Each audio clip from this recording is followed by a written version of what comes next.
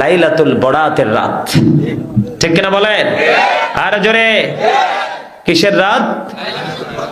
যেটাকে বলা হয় আমরা বাংলা ভাষায় বলি শবে বরাত। এই শবে বরাতের রাত্রিতে আপনারা প্রাণ খুলে ইবাদত করবেন। এই শবে বরাতের রাত্রিতে প্রাণ খুলে আপনারা নফল ইবাদত করবেন, কোরআন তেলাওয়াত করবেন, জিকির করবেন, ওয়াজ নসিহত করবেন এবং এই শবে বরাতের দিন একটা রোজা রাখবেন। যদি পারেন 3টা রোজা রাখবেন। কয়টা? কয়টা? 3টা। কয়টা? মান সামা ইয়াউমা খামিসা আশারা মিন শাবান লাম তামসাসহুন নারু আবাদা। যে ব্যক্তি শাবানের চাঁদের 14 তারিখ, তার মানে 14 তারিখ শাবানের চাঁদে 14 তারিখ রাত্রিতে কি রাখবে? রোজা রাখবে। দিনের বেলা রোজা রাখবে। কি বেলা? দিনের বেলা রোজা রাখবে। জাহান্নামের আগুন তাকে স্পর্শ করবে না। জোরে কন্যা সুবহানাল্লাহ। আর জোরে। এখন তো আমাদের দেশে অনেক মৌলবী বাড়িছে, শবে বরাত নাই, শবে বরাজ নাই, শবে কদর নাই, মেরাজ নাই, নফল ইবাদত নাই, কত কিছু যে নাই, ঠিক না? আছে না? তো যদি জিজ্ঞেস করেন ভাই আছে কি, কইব আমার হাত আর আমার মাথা। কথা বলেন না কেন? আপনারা মুরব্বী যারা আছেন এখানে ম্যাক্সিমামই মুরব্বী, ফলাফাইন তো নাই বললেই চলে, সব মুরব্বী। আপনারা মুরব্বীরা কি আগে আমলগুলো করে আসতেন না? জীবন থাকতে আমলগুলো করে যাবেন। কথা কি বুঝতে পারছেন? হাদিস শরীফের মধ্যে এসেছে উম্মে সালমা রাদিয়াল্লাহু তাআলা আনহা থেকে হাদিস বর্ণিত। তিনি বলেছেন, আমার নবী রমজান মাস এবং শবে বরাতের মতো, শবে বরাতের লাইলাতুল বরাতের মাসের মতো এত বেশি রোজা আর কোন মাসে রাখেননি। জোরে বলেন না সুবহানাল্লাহ। আর জোরে। হাদিস শরীফের মধ্যে এসেছে আমার নবী রমজান মাসে রোজা রাখতেন, তারপরে যদি বেশি কোনো মাসে রোজা রাখতেন তাহলে সেই মাসটা হলো শবে বরাতের মাস, কারণ এই শবে বরাত হলো রমজানের প্রস্তুতির মাস। জোরে বলেন না সুবহানাল্লাহ। আর জোরে। শবে বরাতটা কোন মাস? রমজান মাসের জন্য প্রস্তুতি নেওয়ার মাস। এই জন্য রোজা রাখবেন কয়টা? কয়টা? শবে বরাতের রাত্রি ইবাদত করবেন নি? তুবালি মাইয়ামাল ফি লাইলাতিন নিসফি মিন শাবানা খায়রা। শবে বরাতের রাত্রিতে যে ব্যক্তি ইবাদত করবে তার জন্য সৌভাগ্য, তার জন্য সন্তোষ। জোরে জোরে কন্যা সুবহানাল্লাহ। আর জোরে। শবে বরাতের রাত ইবাদত করবেন তো বেশি বেশি করে কোরআন তেলাওয়াত করবেন, আল্লাহর জিকির করবেন, দিনের বেলা রোজা রাখবেন, নামাজ পড়বেন। করবেন? এটা আমাদের জন্য একটা পুরস্কারের রাত। বলে হুজুর কেমন ধরনের পুরস্কার বন্ধু? মা আয়েশা সিদ্দিকা রাদিয়াল্লাহু তাআলা আনহা থেকে হাদিস খানা বর্ণিত, আমার নবী, আপনার নবী সরকারে মদিনা মা আয়েশা সিদ্দিকা রাদিয়াল্লাহু তাআলা আনহাকে ডাক দিয়ে বললেন, আয়েশা রে, ও আয়েশা, তুমি কি জানো রে এই রজনীটা কিসের রজনী? ইয়া রাসূলুল্লাহ, আপনি তো ভালো জানেন গো নবী, এই রজনীটা নবী বলেছেন অত্যন্ত বরকতময় রজনী। এই লাইলাতুল বরাতের রজনীতে ও বন্ধু এই বছর কতগুলো আদম সন্তান জন্ম হবে সেটার লিস্ট হবে। কতজন আদম সন্তান মৃত্যুবরণ করবে সেটার লিস্ট হবে। সেটা বন্ধু বাজেট হবে। কি হবে? বাজেট কি হয় না আমাদের জাতীয় পার্লামেন্ট থেকে? কথা বল না কেন? অর্থমন্ত্রীর জন্য অর্থ বরাদ্দ, শিক্ষামন্ত্রীর জন্য শিক্ষা ব্যবস্থা বরাদ্দ, ঠিক কিনা বলেন? আইন মন্ত্রীর জন্য এমনি করে করে, যোগাযোগ সেতু মন্ত্রীর জন্য এরকম আছে না নাই? বন্ধরে আবার এই শবে বরাতের রাত্রে কতগুলো আদম সন্তান বন্ধ পৃথিবীতে জন্ম হবে সেটা বরাদ্দ হবে, কতগুলো মৃত্যুবরণ করবে সেটার বরাদ্দ হবে। এবং এই রজনীতে আপনার আমার আমল আল্লাহর দরবারে বন্ধ পৌঁছানো হবে। জোরে জোরে বলেন না সুবহানাল্লাহ। এই লাইলাতুল বরাতের রজনীতে বন্ধু বান্দার জন্য রিজিক বরাদ্দ করবেন আমার আল্লাহ। হাদিস শরীফের মধ্যে এসেছে। এই জন্য বলছি বন্ধু, দিনের বেলা রোজা রাখবেন, রাতের বেলা নফল ইবাদত করবেন, মিনিমাম কমপক্ষে 12 রাকাত নামাজ পড়বেন। কয় রাকাত? মিনিমাম 12 রাকাত নামাজ পড়বেন। 2 রাকাত করে করে সালাম ফিরাবেন। 4 রাকাত পরে বসে বন্ধু 100 বার দুরূদ শরীফ পড়বেন, 100 বার কালেমা তামজিদ পড়বেন, 100 বার ইস্তিগফার পড়বেন। আস্তাগফিরুল্লাহ কারণ ও বন্ধু, আলী ইবনে আবি তালিব রাদিয়াল্লাহু তাআলা আনহু থেকে হাদিস খানা বর্ণিত, আমার নবী, আপনার নবী সরকারে মদিনা, তিনি বলেছেন বরাতের দিন 14 তারিখ দিবাগত রাত্রে লাইলাতুল বরাত বন্ধু উদযাপিত হবে। আজকে কত তারিখ? আজকে 3 তারিখ চলে গেল, ঠিক না? আজকে বারটা কি বার? শুক্রবার। 3 তারিখ কি বার? আজকে শুক্রবার। 4 তারিখ, 5 তারিখ, 6 তারিখ, এরপরে 7 তারিখ মঙ্গলবার। মঙ্গলবারে রাত্রিতে বন্ধু লাইলাতুল বরাত উদযাপিত হবে। আপনাদেরকে বলবো বন্ধু, দুনিয়ার অবস্থা ভালো না। ও মাদাইয়া বেতরা মধ্যপাড়া গ্রামের মানুষ, আমার ভাই বাবারা, আমার মা, আমার বোনদেরকে ডেকে ডেকে বলছি গো, মুখস্থ করে রাখো, হৃদয়ে ধারণ করে রাখো, ব্রেইনে সেট আপ দিয়ে রাখো, কারণ পৃথিবীর অবস্থা ভালো না। এই রজনীটা এত বেশি দামি, আমার নবী বলেছেন শাবানু শাহরি, শাবান আমার মাস, ও রাজাবু শাহরুল্লাহ, রজব হলো আল্লাহর মাস, ও রমাদানু শাহরু উম্মতি, রমজান মাস আমার উম্মতের মাস। ও বন্ধু, মেরাজ হলো ফসল লাগানোর মাস। মেরাজ কিসের মাস? আমি এক্সাম্পল দিছি, আপনারা বুঝতে পারবেন। মেরাজ হলো ফসল লাগানোর মাস, শাবান হলো সেচ এবং কীটনাশক দেওয়ার মাস, আর রমজান মাস হলো ফসল কাটার মাস। রমজান মাস হলো গুনাহ মাফের মাস, রমজান মাস হলো বান্দার পবিত্র হওয়ার মাস। আল্লাহ রাব্বুল আলামিন রমজানের পরিপূর্ণ রোজাগুলো রাখার পরে ও বন্ধু এক রাস্তা দিয়ে ঈদের জামাতে যাবে, আর এক রাস্তা দিয়ে সে তার গন্তব্যে পৌঁছাবে। সে একেবারে মাসুম নিষ্পাপ হয়ে তার ঘরে ঢুকবে। এই জন্য বলছি বন্ধু, শাবান মাস অত্যন্ত বরকতের মাস, ফজিলতের মাস। বন্ধু আমার দিকে তাকান, আমার নবী বলেছেন শাবানের মধ্যরাতে তোমরা রাতভর ইবাদত বন্দেগী করো, আল্লাহর জিকির করো, নফল ইবাদত করো। 2 রাকাত করে করে বন্ধু নফল নামাজ পড়বেন। কি এটা? বরকতের নামাজ। ও বন্ধু, বরকতের নামাজ। 2 রাকাত করে করে সালাম ফেরাবেন। 4 রাকাতের পরে সালাম ফিরিয়ে বসে 100 বার দরুদ শরীফ, 100 বার আস্তাগফিরুল্লাহ, 100 বার কালেমা তামজিদ। যদি কোনো কিছু নাও পারেন বন্ধু, ও বন্ধু, কমপক্ষে 100 বার দরুদ শরীফ পড়ে আপনি মুনাজাত দিবেন। কারণ বন্ধু, হযরতে আলী ইবনে আবি তালিব রাদিয়াল্লাহু তাআলা আনহু থেকে বর্ণিত, আমার নবী জানিয়ে দিয়েছেন এই বরাতের রাত্রিতে তোমরা অত্যন্ত আনন্দ উৎসবের সাথে ইবাদত করো, কারণ এই মাসের মধ্যে, এই রাতের মধ্যে তোমাদের রিজিক বরাদ্দ করা হবে, তোমাদের জীবনের আমল আল্লাহ রাব্বুল আলামিনের দরবারে পৌঁছানো হবে। এই জন্য বন্ধু, সূর্যটা যখন অস্ত যাবে, শাবানের চাঁদ যেদিন আমরা 14 তারিখ রাত্রিতে ইবাদত করব, কারণ 14 তারিখ সূর্য অস্ত যাওয়ার পর পরে কিন্তু 15 তারিখ শুরু, ঠিক কিনা বলেন? আমরা মনে করি দিন দিয়ে শুরু, না, আগের দিন দিয়ে বন্ধু শুরু। যখন এই সূর্যটা অস্ত যাবে, আল্লাহ রহমতের ফেরেশতারা ও বন্ধু দুনিয়ার আকাশে নেমে আসবে। এসে তারা ডেকে ডেকে বলবে, তোমরা আল্লাহর কাছে কেউ প্রার্থনাকারী আছো কি? প্রার্থনা করো, আল্লাহ তোমাদের প্রার্থনা কবুল করবে। কোন অসুস্থ মানুষ আছো কি?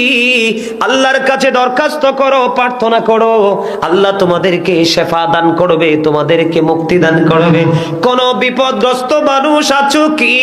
বিপদে পড়ে আছো, কোনোভাবেই তোমাদের বিপদ উদ্ধার হচ্ছে না, এই রজনীতে আমার আল্লাহকে ডেকে ডেকে বলো, আল্লাহ গো, বিপদে পড়ে আছি, বিপদ থেকে উদ্ধার করে দাও। এই লাইলাতুল বরাতের রজনীতে প্রাণ খুলে হৃদয় থেকে যখন আল্লাহকে ডাক দিবেন, আল্লাহ রাব্বুল আলামিন আপনাকে বিপদ মুক্ত করে দিবে। ও বন্ধু, বাংলাদেশের মানুষ ভাতের চাইতে বেশি খায় ঔষধ। মিথ্যা বলছি? আপনি দেখবেন প্রতিদিন নিত্যদিনের চাহিদা পূরণের জন্য মুদি দোকানে ভিড় জমাতে হয়। বর্তমান প্রেক্ষাপটে দেখবেন মুদি দোকানের চাইতে ডাক্তারের বন্ধু চেম্বারে সিরিয়াল লম্বা। আরো জোরে বলেন। এই বন্ধু লম্বা সিরিয়াল, তুমি অসুস্থ, তুমি ভালো হচ্ছ না, তোমার বেঁচে থাকার স্বাদ আছে। তুমি লাইলাতুল বরাতের রজনীতে রাত্র যত গভীর হবে, তোমার মালিকের সাথে তত বেশি প্রেমের বন্ধন তোমার শক্ত হবে, ঠিক কিনা বলে? ও বন্ধু, রাত্র যখন যত গভীর হবে সন্ধ্যায় সন্ধ্যায় ইবাদত করবেন না। আমি আপনাদেরকে বুদ্ধি শিখিয়ে দিই, প্রয়োজনে বন্ধু জোহরের নামাজ পড়ে গোসল করে কি চোখে লম্বা করে একটা ঘুম দিয়ে দিবেন, কারণ আগামী লাইলাতুল বরাত আসার আগে কি হয় জানা নাই। এই জন্য দিনের বেলা দরকার লাগলে একটু পরিশ্রমটা কম করবেন, পরিশ্রমটা কম করে কর্মটা কম করে। বন্ধু, যদি একটা রাত্রি আপনি যদি আল্লাহকে প্রাণ খুলে ডাকতে পারেন, আল্লাহ গো অভাবে পড়ে আছি, অভাব দূর করে দাও, আল্লাহ অভাব দূর করে দিবে। কারণ আমার নবীর জবানের কথা কোনোদিন মিথ্যা হতে পারে না। ঠিক কিনা বলে? ও বন্ধু, হাদিসগুলো কোনো বাংলা ইতিহাস নয়, বাংলা কোনো গল্প নয়, কোনো না কোনো নাটকীয় কাল্পনিক কোনো গল্প নয়। ও বন্ধু, আমার নবীর জবান মোবারকের কথাই হলো আল্লাহর কথা। আল্লাহ রাব্বুল আলামিনের সকল মেসেজ আমার নবীর মাধ্যমে আল্লাহ পৌঁছায়া দিবেন। ঠিক কিনা বলেন? আর জোরে। বন্ধু, অসুস্থ আছেন, আল্লাহর কাছে প্রাণটা ভরে ডাক দিয়ে বলবেন, আল্লাহ গো, ও আল্লাহ, আমি তো অসুস্থ, সুস্থভাবে বাঁচতে চাই। আল্লাহ আপনাকে সুস্থ করতে পারে কি পারে না? ওয়াল্লাহু খায়রুল মাকিরিন, শ্রেষ্ঠ কৌশলের মালিক হলো আমার আল্লাহ। আল্লাহ যদি বলে কোন ভালো হয়ে যাও, ফায়াকুন, সঙ্গে সঙ্গে ভালো হয়ে যাব। অনেক বাবা মা আছে সন্তান উপযুক্ত হয়ে আছে, বিয়ে দিতে পারেন না, এটা এই মানুষের জন্য সুবর্ণ সুযোগ।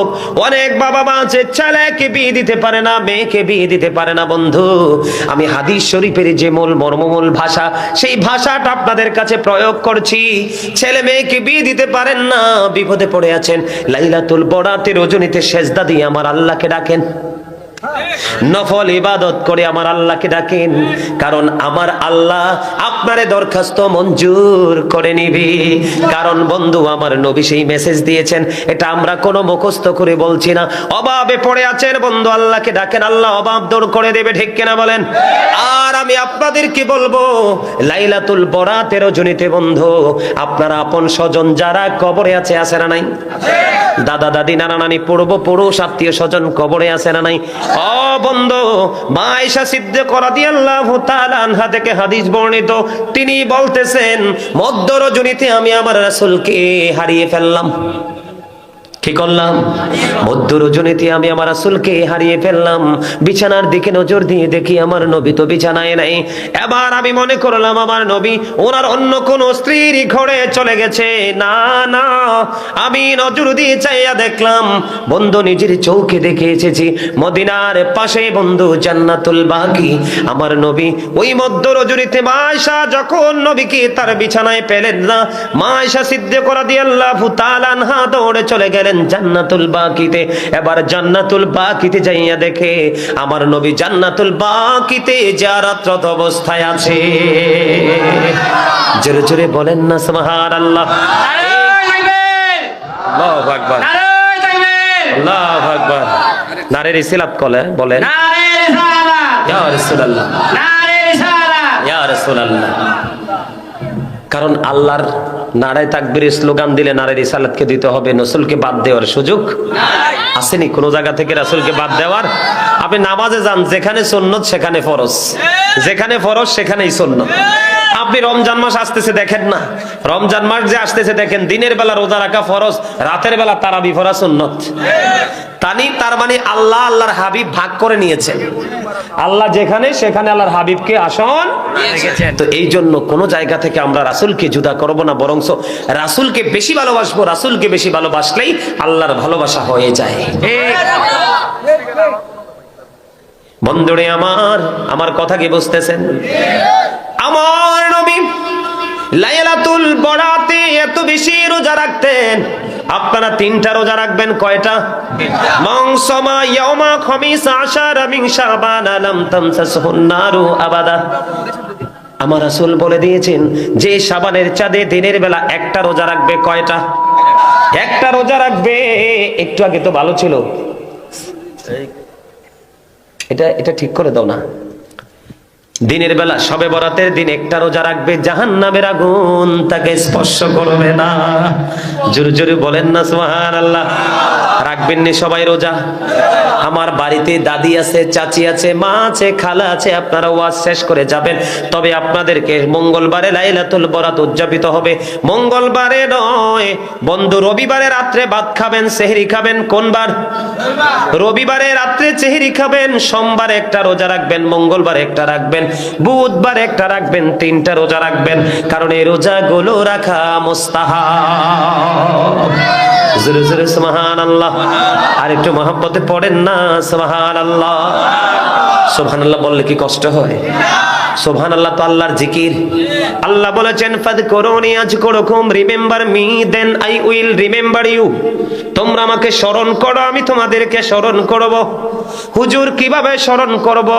ফাযকুরুল্লাহ কিয়ামা, দাঁড়িয়ে আল্লাহর জিকির করো, ও কুউদা, বসে আল্লাহর জিকির করো, ওয়া আলা যুনুবিকুম, শুয়ে শুয়ে আল্লাহর জিকির করো। হযরত আবু সাঈদ খুদরি রাদিয়াল্লাহু তাআলা আনহু থেকে হাদিস খানা বর্ণিত, আমার নবী বলেছেন তোমরা যখন জিকির করবে এমন ভাবে জিকির করো মানুষে দেখলে যেন তোমাদেরকে পাগল বলে। কি বলে? পাগল বলে। পাগলের মতো জিকির করতে হবে, তবে বেয়াদব পাগলের মতো নয়। কারণ জিকির অন্তর দিয়েও করা যায়, জবান দিয়েও করা যায়। তবে অন্তর এবং জবান দুইটা মিলিয়ে যে জিকির করা হয় সেইটা হলো সবচেয়ে উত্তম জিকির। এখন বলে হুজুর জিকির কোনটাকে বলে? সুবহানাল্লাহ বলেন আল্লাহর জিকির, আলহামদুলিল্লাহ বলেন আল্লাহর জিকির, লা ইলাহা ইল্লাল্লাহ বলেন আল্লাহর জিকির, আল্লাহু আকবার বলেন আল্লাহর জিকির। কাউকে ভালো কাজের জন্য উৎসাহ দিবেন, এটা আল্লাহর জিকির। কেউ যখন অন্যায় করবে অন্যায়ের প্রতিবাদ করবেন, অন্যায়কে প্রতিহত করার জন্য চেষ্টা করবেন, এটাও আল্লাহর জিকির। কারণ love for Allah and hate for Allah, ভালোবাসাও আল্লাহর জন্য, আবার ঘৃণাও আল্লাহর জন্য। ঠিক কিনা বলে? মন্দ লোককে ঘৃণা করব, আমার আল্লাহ খুশি হবে। ইমানদারকে ভালোবাসবো, আমার আল্লাহ খুশি হবে। এটা বুঝে বুঝে চালাকি করে করে আল্লাহ পর্যন্ত পৌঁছাতে হবে। ঠিক কিনা বলেন? আমাদেরকে অ্যালার্ট হতে হবে, আমাদেরকে সচেতন হতে হবে, আমাদেরকে অ্যাক্টিভ ম্যান হতে হবে। ও বন্ধু, চুপচাপ গুমরাহির মতো থাকলে চলবে না। আল্লাহর কাছে দোয়া করবেন, আল্লাহুম্মা বারিক লানা ফি রাজাবা ও শাবানা ও বাল্লিগনা রমাদান। ঠিক কিনা বলেন? আল্লাহ গো আমাদেরকে রজব মাসের, শাবান মাসের বরকত দান করো এবং রমজান পর্যন্ত আমাদেরকে পৌঁছায়া দাও। জোরে জোরে সুবহানাল্লাহ। ও বন্ধু, অত্যন্ত বরকতময় রজনী, লাইলাতুল বরাতের রজনী। আমার ওয়াজ কি আপনারা মনে রাখবেন? আপনি ওই রাত্রিতে আল্লাহর কাছে যা দরখাস্ত করবেন তাই আল্লাহ কবুল করবে। আল্লাহ রাব্বুল আলামিনের কমপক্ষে 300 রহমতের দুয়ার সেদিন খুলে দিবে। কয় শত? কমপক্ষে 300 রহমতের দুয়ার খুলে দিবে আল্লাহ। আল্লাহর বান্দার জন্য রহমত সার্ভিস দিবে, বিলিয়ে দিবে। এই জন্য বলছি বন্ধু, সারা জীবন ঘুমাবেন 365টা রাত্রের মধ্যে, সারা 364টা রাত্রি আপনি ঘুমাতে পারবেন। একটা রাত্র আগামী 7 তারিখ মঙ্গলবার লাইলাতুল বরাতের রাত্র, আমি আপনাদেরকে হাত জোর করে বলবো এই রাত্রটাকে আপনারা উদযাপন করবেন, দিনের বেলা রোজা রাখবেন। মিডিয়ার মাধ্যমে গোটা পৃথিবীর বুক থেকে আমার যে ভাই বাবারা, আমার মা বোনের আলোচনা শুনবেন, সবাইকে বলবো আমাদের দেশে দিন, এখন আমাদের দেশে রাত, আমেরিকা লন্ডনে দিন। এইরকম মিলিয়ে মিলিয়ে বিভিন্ন দেশে, ইউরোপ থেকে বন্ধু এশিয়া পর্যন্ত, ছোটখাটো দেশ পর্যন্ত আমি আমার মিডিয়ার মাধ্যমে ভাই বাবা সবাইকে বলবো আপনারা সবাই লাইলাতুল বরাতে উদযাপন করবেন, দিনের বেলা রোজা রাখবেন, রাতের বেলা আল্লাহর জিকির করবেন, নফল ইবাদত করবেন, কোরআন তেলাওয়াত করবেন, আপন স্বজন যারা তাদের কবরের পার জিয়ারত করবেন। অনেকে বলে যে ঘরে বসে বসে ফাতিহা শরীফ, ইখলাস শরীফ পড়লেই তো জিয়ারত হয়ে যায়। জিয়ারত মানেই হলো সাক্ষাৎ করা, পরিদর্শন করা। ঠিক কিনা বলেন? আপনি আজ জিয়ারা মানে সাক্ষাৎ করা, কি করা? আপনি যদি কবরের পারে না যান তাহলে জিয়ারত হবে না, ঠিক কিনা বলেন? আমার নবী যদি মধ্যর জুড়িতে জান্নাতুল বাকিতে গিয়ে জিয়ারত করতে পারে, ও বন্ধু 1,24,000 নবী রাসূলের মধ্যে 8টা নবীকে আল্লাহ স্বর্গীয় উপাধি দিয়েছেন। এর মধ্যে আপনার আমার নবীকে দিয়েছেন চিরস্থায়ী উপাধি, যেই নবীর নাম তওবা নামের গাছের কোটি কোটি পাতায়, জান্নাতের রোমে রোমে যেই নবীর নাম, হুর গেলমানের কপালে এবং সিনায় যেই নবীর নাম, ফেরেশতাদের গলায় ঝুলানো সেই যেই নাম, এই যেই নামের কারণে কারবালার ময়দানে 61 হিজরিতে ইমাম হুসাইন 72 জন সঙ্গী নিয়ে শাহাদাত বরণ করলো। এই কালেমার তাজস্বী পাওয়ারে রহমতে যুগে যুগে মানুষগুলো বন্ধু ইমানের সুশীতল ছায়া তলে আসবে, ঠিক কিনা বলেন? আমার নবী যদি জান্নাতুল বাকিতে গিয়ে জিয়ারত করতে পারে, আমাদের জিয়ারত করা উচিত কিনা? বেশি করে কবরের পারে যাবেন। এখন কিছু ভণ্ড মৌলবী বের হইছে, পড়াশোনা ভালো নাই, তারা বলে কবর জিয়ারত করতে হবে না। আপনাদের এলাকায় মনে হয় নাই, আমাদের অনেক দেখি কবর জিয়ারত করতে গেলে অনেকেই বলে কবর পূজা করতে গেছে, আছে না নাই? আমি আপনাদেরকে বলবো, আমার নবী প্রথম দিকে কবর জিয়ারত করতে নিষেধ করেছিলেন, পরে আমার নবী আবার বলেছেন তোমরা কবর জিয়ারত করো, কারণ কবর জিয়ারত যখন করবা তোমার মৃত্যুর কথা মনে হবে, তুমিও যে ওই পথযাত্রী হবে সেটা তোমার মাথায় ঢুকবে, তোমার মনের করে একটু ভয় ঢুকবে, আল্লাহ রাসূলের কথা মনে হবে, তুমি সফট হয়ে যাবে, তুমি নমনীয় হয়ে যাবে। তোমার মধ্যে এমনও হতে পারে কবরের সিমটম দেখে বন্ধু, যেমন লাইলাতুল বরাতের রাত্রে যদি কেউ জিয়ারত করতে যায়, কবরস্থানে কোনো বাতি থাকেনি, অন্ধকার, মুমিন যারা আল্লাহর প্রিয় বান্দা যারা, তারা চিন্তা করবে মনিব আমার মা বাবাই গোর অন্ধকার জঙ্গলে শুয়ে আছে, আমিও তো সেখানে থাকতে হবে। এই ভয় যদি কোনো মানুষের অন্তরে ঢুকে, চিন্তা যদি ঢুকে, আমার মনে হয় সকাল থেকে তার জীবনটা বদলে যাবে। এই জন্য নবী বলেছে কবরে বেশি বেশি আসা যাওয়া করো, ঠিক কিনা বলে? বন্ধুরে আমার, কবরের পারে যাবেন, ফাতিহা পড়বেন, ইখলাস শরীফ পড়বেন, কোরআন শরীফের অন্য আয়াতে কারিমা জানা থাকলে সূরা পড়বেন, দুরুদ সালাম পড়বেন, দাঁড়িয়ে দাঁড়িয়ে কোরআন তেলাওয়াত করবেন, আপনার আপন স্বজনের জন্য সওয়াব রেসানি করবেন, ঠিক কিনা বলে? বন্ধুরে আমার, লাইলাতুল বরাতের রাজের ফজিলত নিয়ে যদি আমি আলোচনা করি, একটা মিসাল দিব। হযরত ঈসা রুহুল্লাহ তিনি কিন্তু পৃথিবীতে বাবা ছাড়া আসছে, কি ছাড়া আসছে? বাবা ছাড়া আসছে। হযরতে ঈসা রুহুল্লাহ পৃথিবীর বুকে বন্ধু বাবা ছাড়া এসেছেন, ওনাকে অনেক মুজিজা অনেক পাওয়ার দিয়ে আমার আল্লাহ পাঠাইছেন। একদিন ঈসা রুহুল্লাহ ডাক দিয়ে বলল, আল্লাহ গো, এই জামানায় আমার চেয়ে বুজুর্গ কোন লোক আছে কি? এবার আল্লাহ রাব্বুল আলামিন ডাক দিয়ে বলল, ঈসা রে, তোমার হাতে যে আশাটা আছে, আশাটা নিয়ে তুমি সামনের দিকে হাঁটতে থাকো। ঈসা রুহুল্লাহ সামনের দিকে রওনা হয়ে গেল।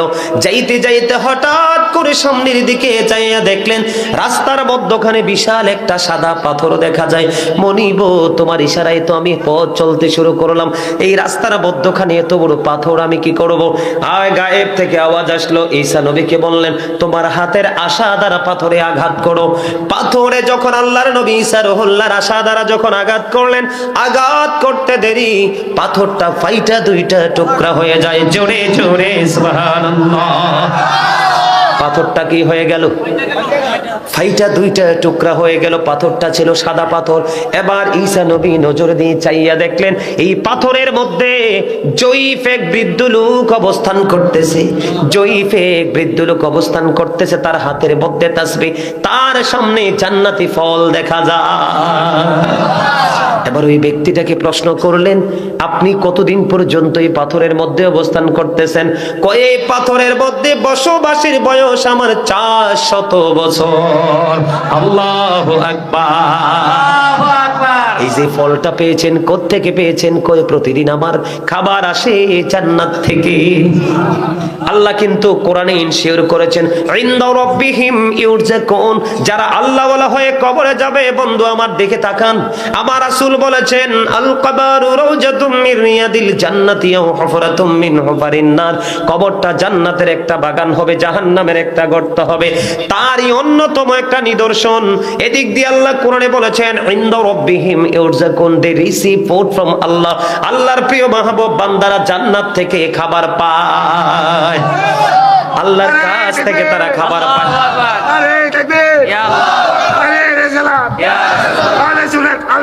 জিন্দাবাদ জিন্দাবাদ আল কাদের সাহেব জিন্দাবাদ। ওরে বাবারে, চামড়া বুড়ো হইছে, প্রেম বুড়ো হইছে না। চামড়াটা বুড়ো হইলে কিচ্ছু হয় না। ওই যে আমার দাদা কি হাসা হাসে, ভেরি ভেরি বিউটিফুল স্মাইলিং। আরে দাঁত না থাকলে কিছু, চেহারা কত সুন্দর দেখোস না বেটা। পান খাইয়া, পান তো জান্নাতি ফল, খাইলে কিচ্ছু হইতো না, চুন সুপারি না খাইলে হয়। বিড়ি খায় না, বিড়ি খায় না, পান খায়, কিছু কইেন না। জর্দা খাওয়ান যাইতো না তো। যাক, আবার লাইন ক্রস করার দরকার নেই, আপনার আলোচনা শোনেন। কবরটা জান্নাতের একটা বাগান হবে, জাহান্নামের একটা গর্ত হবে।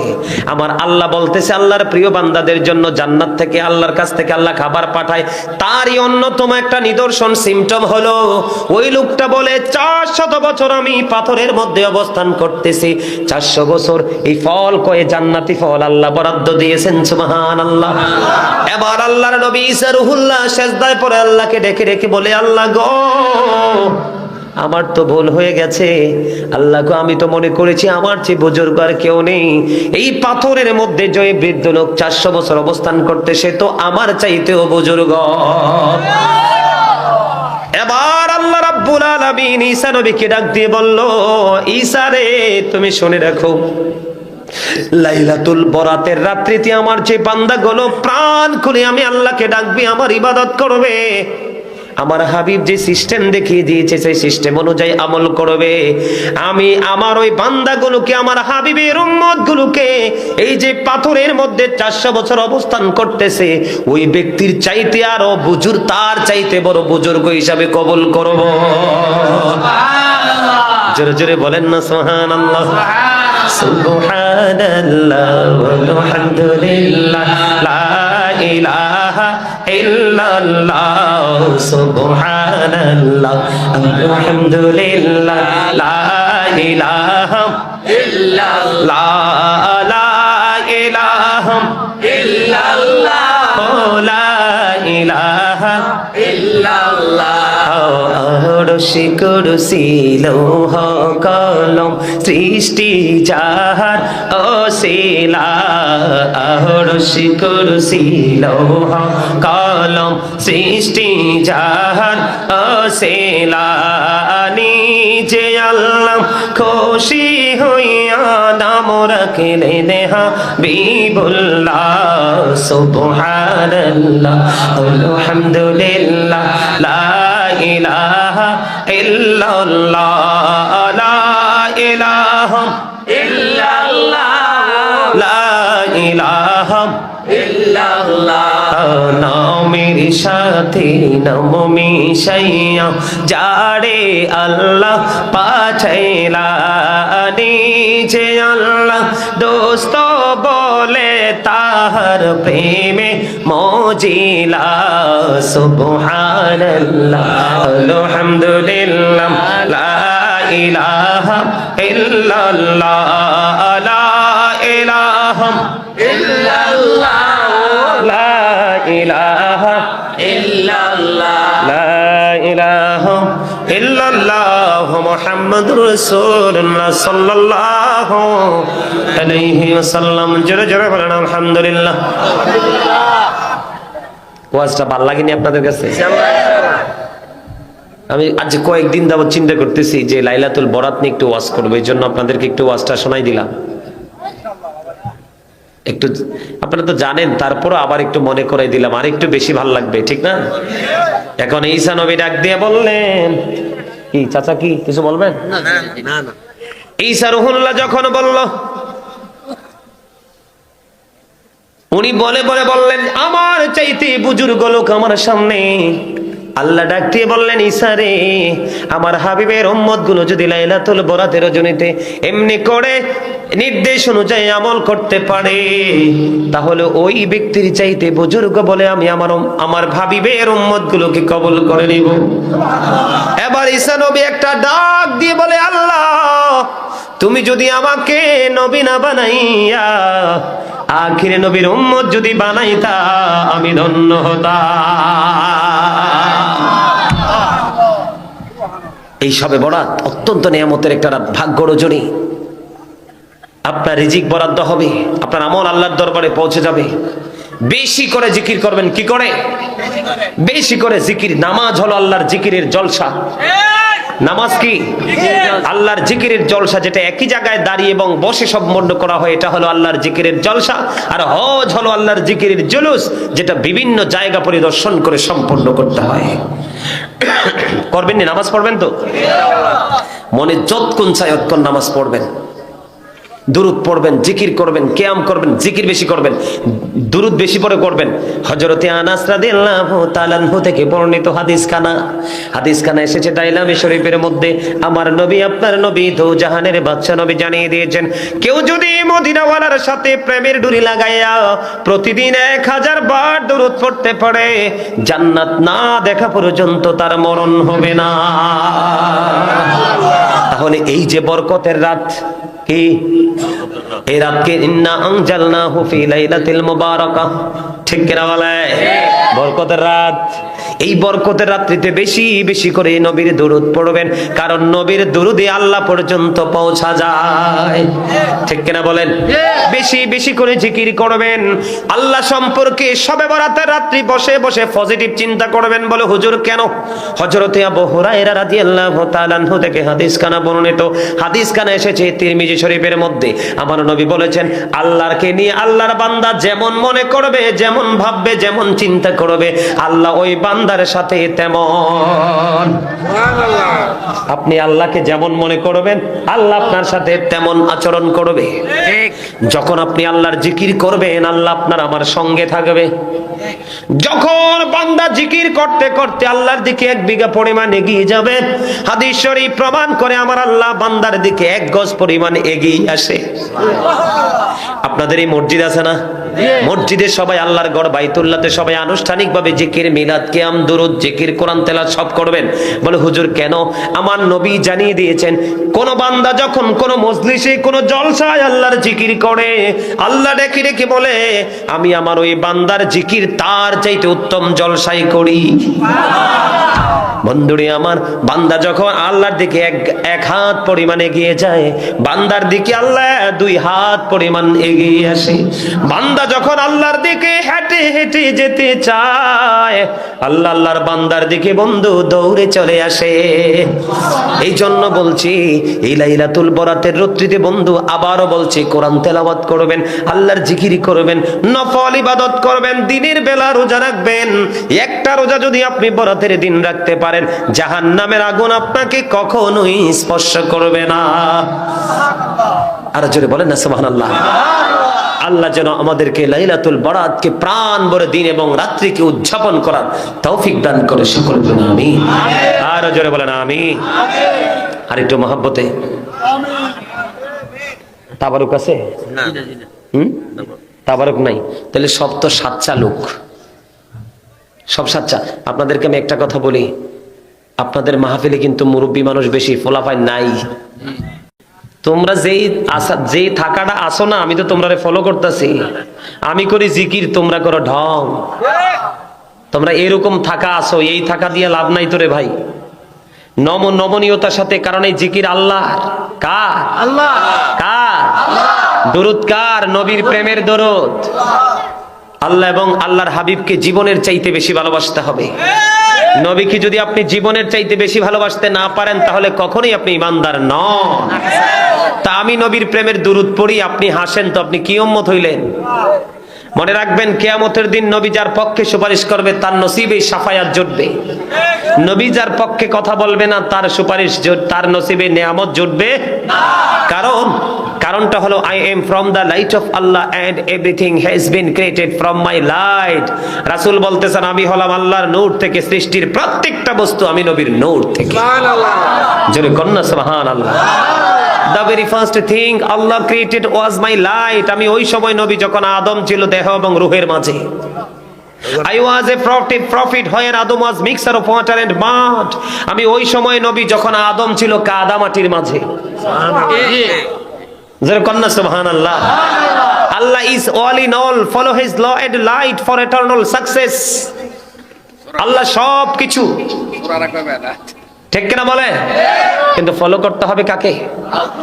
নবীকে। নবীর কাছে যে আল্লাহ যে বিধান দিয়েছে সেই বিধানকে, তাহলে আপনি চিরস্থায়ী সফলতা অর্জন করতে পারবেন। সচেতন হতে হবে, এলার্ট হতে হবে, সবসময় খামখেয়ালি করা যাবে না। আমি আপনাদেরকে বলি, আপনারা যারা বাবা হয়েছেন, এখানে মুরব্বী মানুষ, আপনাদের এলাকার ছেলেরা কিন্তু ভেরি উইক, অনেক দুর্বল। কেন জানেন? ওই লাস্টে কিছু ছেলে আছে মোটামুটি, ওই যে ওই কর্নারে তো আছে কিছু ছেলে, কিন্তু এইরকম তো থাকার কথা ছিল না, আপনাদের চাইতে বেশি থাকার কথা ছিল তাদের। কারণ এখন বাংলাদেশে মুরব্বীর সংখ্যা কম, যুবকদের সংখ্যা বেশি। কথা বলেন না কেন? আপনাদের এলাকার ছেলেরা কিন্তু স্ট্রং নয়, তারা অ্যাক্টিভ নয়। এটার জন্য আপনারা দায়ী। বলো হুজুর, কেন আপনারা দায়ী? সন্তান যত বড়ই হোক, মা বাবার কাছে ছোট্ট মাসুম বাচ্চা। মাস্টার হয়তো শাসন করবে না, আমার স্টুডেন্ট বড় হয়ে গেছে। এলাকার মুরব্বীরা কথা বলবে না, আব্দুর রশিদের ছেলেটা বড় হয়ে গেছে। কিন্তু মা বাবার কাছে কোনোদিনও সন্তান বড় না। সারা জীবনই সন্তান মায়ের কাছে, বাবার কাছে দোলনায় যেমন তেমন। ঠিক কিনা বলে?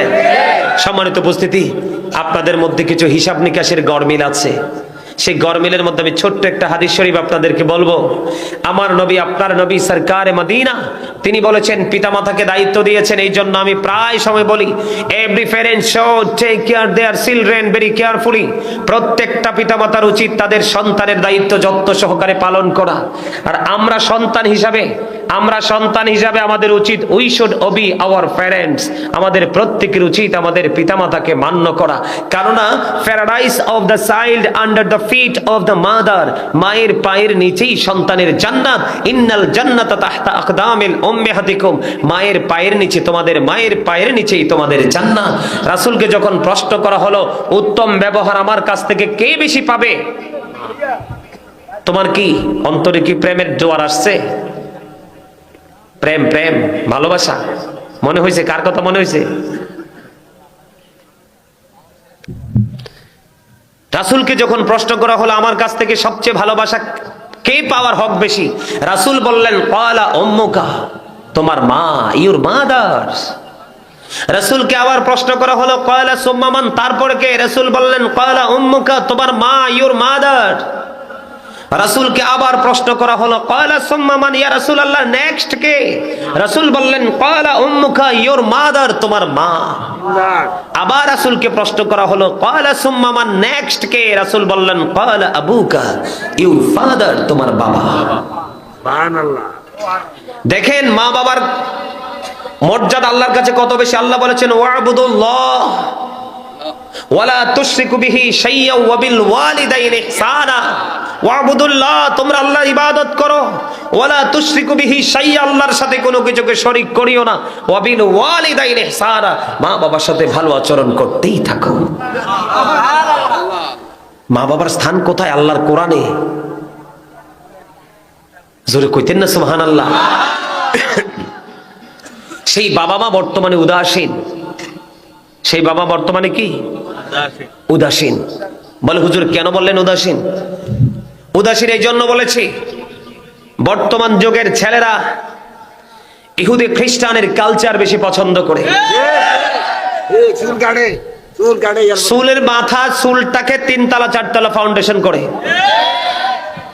কানের গোড়াটা ডিজিটাল রেল লাইনের মতো। এটা হাসির ওয়াজ না, এটি বোঝার ওয়াজ। কানের গোড়াটা ডিজিটাল রেল লাইনের মতো, তার উপরটা হচ্ছে পদ্মা সেতুর উপরের যেই পিচ ডালা রাস্তার মতো। আপনারা গেছেন কিনা জানি না, পদ্মা সেতুর উপরে গেলে মনে হবে যে সিঙ্গাপুরে আছেন, বাংলাদেশ না। এটা এত সুন্দর, মনে হয় পিচ ডালা রাস্তার মতো। আর মাথার তালুটা হয় বাবুই পাখির বাসার মতো। এই আপনারা কি একবার বাবা মাদেরকে বলছি, আপনারা কি একবারও চিন্তা করেননি, একবারও এই কথাটা ভাবেননি যে যেই বাচ্চাটা যেই সেলুনে চুল কাটার জন্য চলে গেল, সেই সেলুনে কিন্তু একটা মুসলমানের ছবি নাই, সব ইহুদি নাসারার ছবি। আপনার সন্তান যে ইহুদি নাসারদেরকে দেখে তার মাথাটা ডিজাইনেবল বানাইলো, আপনি কি একবারও ভেবেছেন যে এটা কি শরীয়ত সম্মত কিনা, কোরআন হাদিস সম্মত কিনা? এই মন দিয়ে কথা শোনেন, তাহলে আপনাদের লাভ হবে। আমি আপনাদের শত্রু নই, আমি আপনাদের বন্ধু হয়ে এসেছি। আপনারা যদি আমাকে শত্রু মনে করেন তাহলে এটা আপনাদের পার্সোনাল ম্যাটার, ব্যক্তিগত চিন্তা। কেন বলছি জানেন? আল্লাহ কোরআনে বলেছে ইন্নাল কাফিরিনা কানু লাকুম আদুওয়াম মুবিনা। আল্লাহ বলেছেন the heretics are the eternal enemy of the believers. ঈমানদারদের প্রকাশ্য শত্রু হলো বেঈমানেরা। কারা? এখন বেঈমানদের স্টাইল আপনার সন্তান ঘরে নিয়ে এসেছে। একবার কি আপনি প্রশ্ন করেছেন যে বাবা তুমি চুলটা কেন কাটলা, কি জন্য কাটলা, কার পরামর্শে কেটেছো? এই আল্লাহ রাসূল বলেছেন, আমার দিকে তাকান, যুবক তোমরা যারা আজকে যুবক আছো, কালকে তোমরা বাবা হবে। যেদিন তোমরা বাবা হয় সেদিন তোমরা বুঝতে পারবে সন্তানের অন্যায় বাবা মার কলিজায় কতটুকু আঘাত করে। এখন তো তোমরা ইয়াং ম্যান, রং তামাশায় আছো, তোমরা বোঝো না। সন্তান যখন কোনো গর্হিত আচরণ করে পিতামাতার কলিজা ফাইটটা যায়। কথা বলেন না কেন? আল্লাহ রাসূল বলেছে আদিবু আওলাদাকুম আলা সালাতি খিসালিন হুব্বি নাবিকুম ওয়া হুব্বি আহলি বাইতিহি ওয়া আলা কিরাতিল কোরআন। রাসূল বলেছে এই পিতামাতা, আপনারা যারা বাবা মা হয়েছেন তাদেরকে আমি বলছি, আমার নবী বলেছেন আদিবু আওলাদাকুম আলা সালাতি খিসালিন হুব্বি নাবিকুম ওয়া হুব্বি আহলি বাইতিহি ওয়া আলা কিরাতিল কোরআন। এই পিতামাতাকে বলছে তোমরা তোমাদের সন্তানদেরকে তিনটি বিষয় শিক্ষা দাও। কয়টি? একটা হলো হুব্বি নাবিকুম, teach the love of the prophet, নবীর প্রেম শিখাও। ওয়া হুব্বি আহলি বাইতিহি, টিচ ফ্যামিলি লাভ, নবীর পরিবারের ভালোবাসা শিখাও। আমার রাসূল বলেছেন ওয়া আলা কিরাতিল কোরআন, learn to recite the holy Quran, Quran তেলাওয়াত শিখাও। কয়টা বাবা মা শিখিয়েছেন, সেই ট্রেনিং সন্তানকে দিয়েছেন? দিয়েছেন? দেননি। কি জবাব দিবেন আল্লাহর কাছে? খালাকাল জিন্না ওয়াল ইনসা লিয়াবুদুন, জিন এবং মানুষকে আল্লাহর ইবাদতের জন্য সৃষ্টি করেছে। আমরা মানুষ, আমরা কি কোরআন শরীফ আছে আমার সামনে, কোরআন শরীফের 30 পারায় সূরা ইনফিতরের মধ্যে আল্লাহ রাব্বুল আলামিন একবার স্পষ্ট করে বলে দিয়েছেন ফি আই সূরাতিন মা শাআ রাক্কাবাক। আল্লাহ বলেছেন আল্লাহ ক্রিয়েটেড দা মাইন্ড, আল্লাহর মন মতো করে আমাদেরকে সৃষ্টি করেছেন। আজকে কি আমরা আল্লাহর মন মতো মতো চলতে পারছি? পারছি না। বাধারা কোথায়? বেঈমান কাফের মুশরিকদেরকে আপনার সন্তান ফলো করছে, আপনি জানেন না। এই যে চুল এবং দাড়ি, এই চুল দাড়ি আপনি অত্যন্ত আদবের সাথে রাখতে হবে।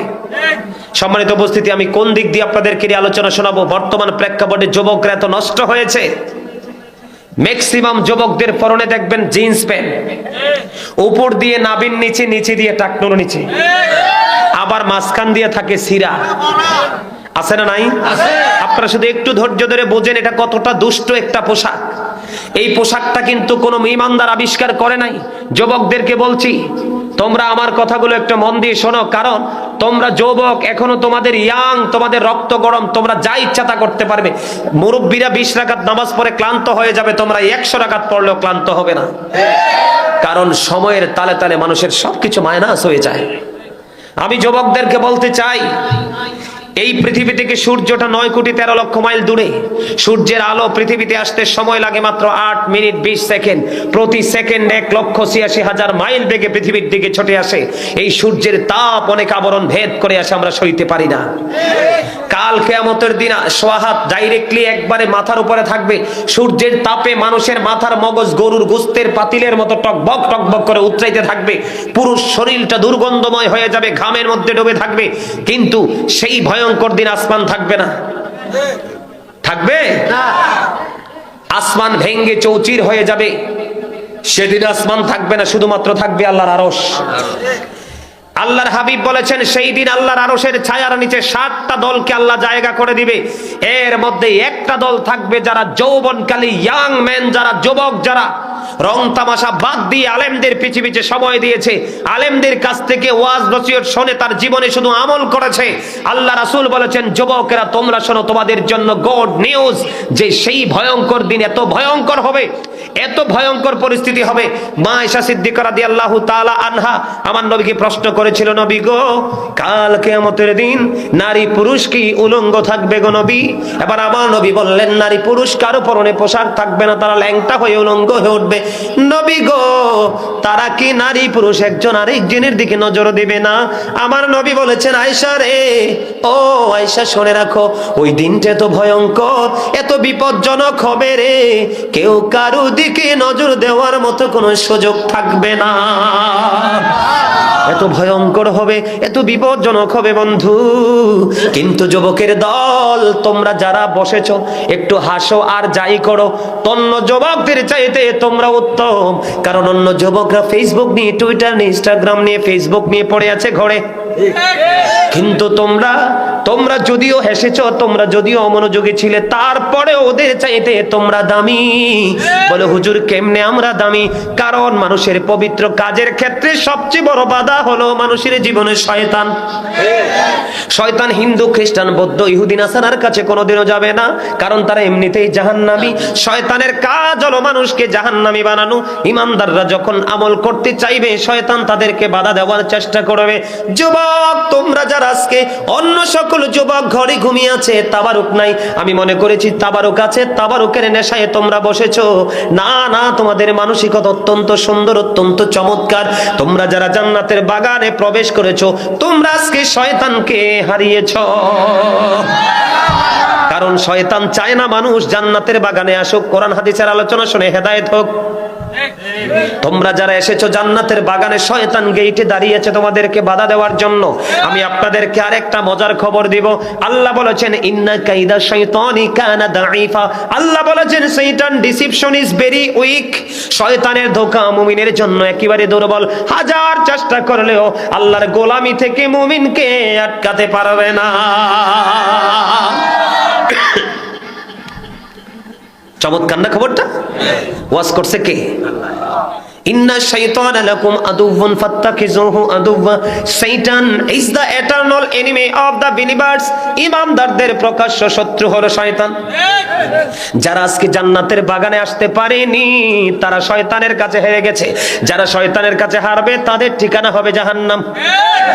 মানুষ যত বেশি শয়তানকে হারাতে পারবে, তার ঠিকানা হবে জান্নাত। আজকে এই এলাকার, এই মাদাইয়া বেতরা গ্রামের, মধ্যপাড়া গ্রামের মানুষের জন্য এই মাহফিল হলো একটা পরীক্ষা। এই মাহফিলের মাধ্যমে মানুষের ইন্টারভিউ হয়ে গেল। কারা আপন মনে মাহফিলে বসলো, আলোচনা শুনলো, তারা ইন্টারভিউতে বিজয়ী হয়ে গেল। যারা আসতে পারলো না, তারা কিন্তু হেরে গেল। কারণ আমি আগে আরেকবার আয়াতটা তেলাওয়াত করেছি, আল্লাযী খালাকাল মাউতা ওয়াল হায়াতা লিয়াবলুওয়ান নাস। যিনি জীবন সৃষ্টি করেছেন, মৃত্যু সৃষ্টি করেছেন, তিনি হলেন আল্লাহ, শুধু মানুষকে পরীক্ষা করার জন্য।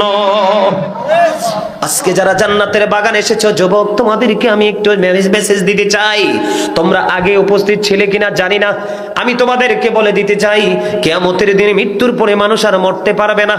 এই যে মানুষ ঘেমে যাবে, পুরো শরীর দুর্গন্ধযুক্ত হয়ে যাবে। সবচেয়ে কম আযাব হলো আগুনের এক জোড়া জুতা তাকে পরিয়ে দেওয়া হবে, মাথার মগজটা টকবক টকবক করে উতরাইতে থাকবে। যুবকের দল, এই ভয়ঙ্কর পরিস্থিতিতে চতুর্পাশ দুর্গন্ধযুক্ত হয়ে যাবে। আল্লাহ বলেছেন লা ইয়ামুতু, মরতে পারবে না। People will not die that day, সেদিন মানুষ মরতে পারবে না। আল্লাহ বলেছেন ফিহা ওয়ালা ইয়াহইয়া, people will not be able to life that day, সেদিন মানুষ বাঁচতেও পারবে না। আল্লাহ বলেছেন ওমা হুম আনহা বিগাইবিন, people will not be able to escape that day, সেদিন মানুষ সেখান থেকে পালাতেও পারবে না। রে যুবক, তোমাদেরকে আমি কেমন করে বুঝাইলে তোমরা বুঝবা আমি জানি না। কাল কিয়ামতের দিন, আজকে বাবার কাছ থেকে, মায়ের কাছ থেকে টাকা নিয়ে কখনো কাচ্চি বিরিয়ানি খাও, কখনো মুরগি বিরিয়ানি খাও, কখনো চটপটি খাও, কখনো তোমরা হালিম খাও কিনা? কথা বলেন না, এটা দোষের কিছু না। কখনো তোমরা নান রুটি খাও, কখনো তেল ছাড়া পরোটা খাও, ঠিক কিনা বলেন? কখনো চাপ খাও, এটা কোনো দোষের কিছু বলছি না। আমি তোমাদেরকে একটা এক্সাম্পল মেসেজ দিচ্ছি। এত খাবার তোমাদের রুচি মতো খেতে পারো, কিন্তু দুনিয়া থেকে যদি পথভ্রষ্ট হয়ে যাও, তোমাদের জন্য একটা খাবার বরাদ্দ হাদিস শরীফের মধ্যে এসেছে। আল্লাহ রাসূল বলেছেন সেই খাবারটার নাম হলো, হাদিস শরীফের মধ্যে এসেছে, এটার নাম হলো তিনাতুল খাবাল। ইয়া রাসূলুল্লাহ, তিনাতুল খাবালটা কি গো? আমার নবী বলেছেন এই তিনাতুল খাবালটা হলো রে যুবক, আরেকটা জাহান্নামীর নিংড়ানো রক্ত, পুজ অথবা ঘাম। আওয়াজ তোলে বলেন না নাউজুবিল্লাহ। কি করবা সেদিন? উপায় আছে? বলো। মুরব্বীরা বলবেন না, যুবকরা বলো। এই রে ভাই, এই খয়েরি টুপি, এই একটা টুপি ছাড়া একটা টুপিওয়ালা, এটা কথা কর জায়গা না এখানে। আমার কথা শোনার জায়গা, এটা ক্লাস। এটা কি? এটা ক্লাস। তোমরা সবাই আমার স্টুডেন্ট। এই যে আমার দাদার বয়স হবে 80, কিন্তু আজকে এই মুহূর্তে আমার ছাত্র। মিথ্যা বলছি? এটা ক্লাস চলতেছে, এটা টিচিং প্রফেশন। আমি আপনাদেরকে টিচিং দিচ্ছি, আপনারা টিচিং নিচ্ছেন। যে স্টুডেন্ট মন দিয়ে কথা শুনবে সেই কিন্তু ভালো রেজাল্ট করতে পারবে। আর এই রেজাল্ট পাবেন মরার পরে, ফিউচারে, দুনিয়াতে না। যুবকদেরকে বলছি, যুবক, ওই যে ভয়ঙ্কর দিনে তোমরা যদি যৌবনকালে আল্লাহর তালাশ করে করে কবরে যেতে পারো, যৌবনকালের আমলের দাম বেশি। জিব্রাইল বলে বৃষ্টির ফোঁটা পরে আমি চাইলে বৃষ্টির ফোঁটা গণতে পারি, কিন্তু যৌবনকালে যারা ইবাদত করে তাদের ইবাদতের সংখ্যা আমি গণনা করতে পারি না, কারণ যৌবনকালের ইবাদতের পাওয়ার এত বেশি। এই জন্য বলতে চাই, যুবক, তোমরা একটু মনটা দিয়ে শোনো। ওই কিয়ামতের দিন ভয়ঙ্কর অবস্থায় আমার নবী জানিয়ে দিয়েছেন, যারা যৌবনকালে আল্লাহর ইবাদত করেছে, আলেমদের এই কথা শুনেছে, আর হক্কানি আলেমদের সাথে প্রেম করা এমনিতেও নাজাতের দলিল, জান্নাতের দলিল। আমি না, আল্লাহ বলেছেন join with my dear people come to my paradise. Allah বলেছেন join with my dear people come to my paradise. Allah বলেছেন ফাদখুলি ফি ইবাদি ওয়াদখুলি জান্নাতি। আল্লাহ বলেছেন join with my dear people, আমার প্রিয় লোকেদের সাথে যুক্ত হও, কাম টু মাই প্যারাডাইস, আমার জান্নাতে চলে আসো, ওয়াদখুলি জান্নাতি, আমার জান্নাতে চলে আসো। জোরে জোরে সুবহানাল্লাহ। হক্কানি আলেম এবং হক্কানি আল্লাহর ওলিদের সাথে প্রেম করা সাধারণ মানুষের জান্নাতের নাজাতের দলিল। সুবহানাল্লাহ কইতে পারেন না? লবণ না দিলে খাবার খাইতে পারবেন? কেন? মজা লাগে না। Very good. লবণ ছাড়া যেমনি খাবার মজা হয় না, ঠিক তেমনি আল্লাহ রাসূলের প্রেম ছাড়া কখনো ওয়াজ নসিহত আমলও কোনোদিন মজা লাগবে না। আপনাকে আগে প্রেম করতে হবে, প্রেমের ট্রেনিং নিতে হবে। এই যুবকের দল এই ভয়ঙ্কর দিনে আল্লাহর আরশের ছায়ার নিচে, ওই যৌবনকালে যারা ইবাদত করেছো যুবক যুবতী, তাদের ঠিকানা হবে আল্লাহর আরশের নিচে। তাহলে যুবকরা কি দামি না কম দামি? যুবকদের জন্য আরো তো মজার খবর আছে। আমার রাসূল বলেছেন আল হাসান ওয়াল হুসাইন সাইয়্যিদা শাবাবি আহলিল জান্নাহ। আমার রাসূল বলেছেন ইমাম Hasan and Hussain are the leader of younger people in Jannah. ইমাম হাসান হুসাইন রাসূলের কলিজার টুকরা, দুই জান্নাতের সরদার। যৌবনকালে তোমরা যারা ইমাম হাসান হুসাইনের সাথে প্রেমের ডুরি লাগাইয়া ইবাদত করতে পারবা, জান্নাতে ইমাম হাসান হুসাইন দুই ভাই তোমাদেরকে রিসিভ করবে। আরেকটু মহব্বত বলেন সুবহানাল্লাহ। এই জন্য বলতে চেয়েছিলাম আমি, পিতামাতাকে তার ভূমিকায় থাকতে হবে, তার দায়িত্ব পালন করতে হবে। বয়স যতই হোক না কেন, বয়স যতই হোক না কেন, আপনাকে দায়িত্ব পালন করতে হবে। এই যে আপনার ছেলেটা, উপর দিক দিয়ে নাভির নিচে লজ্জাস্থান দেখা যায় কিনা? নাভির উপরের জায়গাটা দেখো, কোনো সমস্যা নাই, কিন্তু নাভির নিচটা যখন দেখবেন, দেখবেন লজ্জিত চোখ নিচু হয়ে যাবে, কারণ তার লজ্জাস্থানটা ওপেন। নিচের দিক দিয়ে টাকনুর উপরে থাকার কথা, লুঙ্গি প্যান্ট পায়জামা সব। নিচের দিক দিয়ে জুতার তলা ইনটেক থাকে, প্যানের তলা ক্ষয় হয়ে যায়, এত বেশি নিচে চলে যায়। যুবক, সূরা আরাফের 26 নম্বর আয়াতে আল্লাহ বলেছেন লিবাসুত তাকওয়া যালিকা খায়র। আল্লাহর কাছে সবচেয়ে উত্তম পোশাক হলো তাকওয়ার পোশাক। হুজুর গো, সেই পোশাকটা কি? উপর দিক দিয়ে থাকবে নাভি বরাবর অথবা নাভির উপরে, নিচের দিক দিয়ে থাকবে টাকনুর উপরে। এই পোশাক ইমানদার পুরুষের জন্য ফরজ। জালিকা খায়র। আসেনি? অবশ্যই জালিকা খায়র আছে। আপনি ইমাম সাহেব? মাশাআল্লাহ, লোকটা একদম হাসি খুশি সরল মনে হয়। আদর করেন ইমাম সাহেবরে। অনকাদ মসজিদের সেক্রেটারি সভাপতি নষ্ট।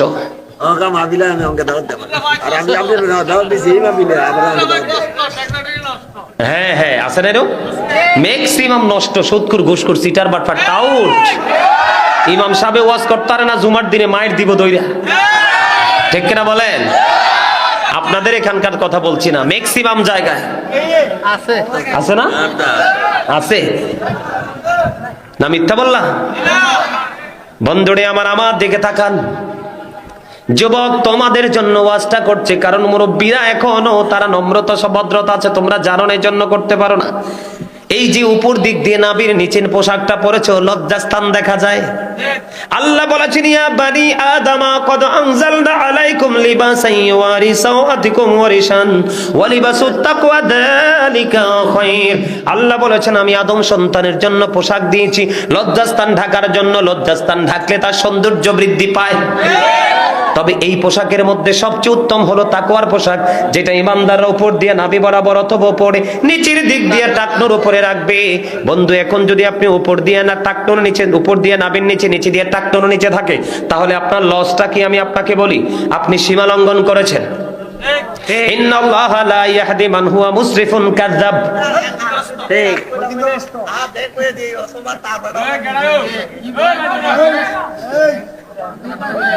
দূরে যাও, দূরে যাও। আমার দিকে তাকান না কেন? বুখারী শরীফের মধ্যে সে যুবকের দল, তোমরা শোনো, যেই পুরুষের ইমানদার বেঈমানরা তো জাহান্নামী, তাদের কোনো হিসাব নেই, অনন্তকাল জাহান্নামী।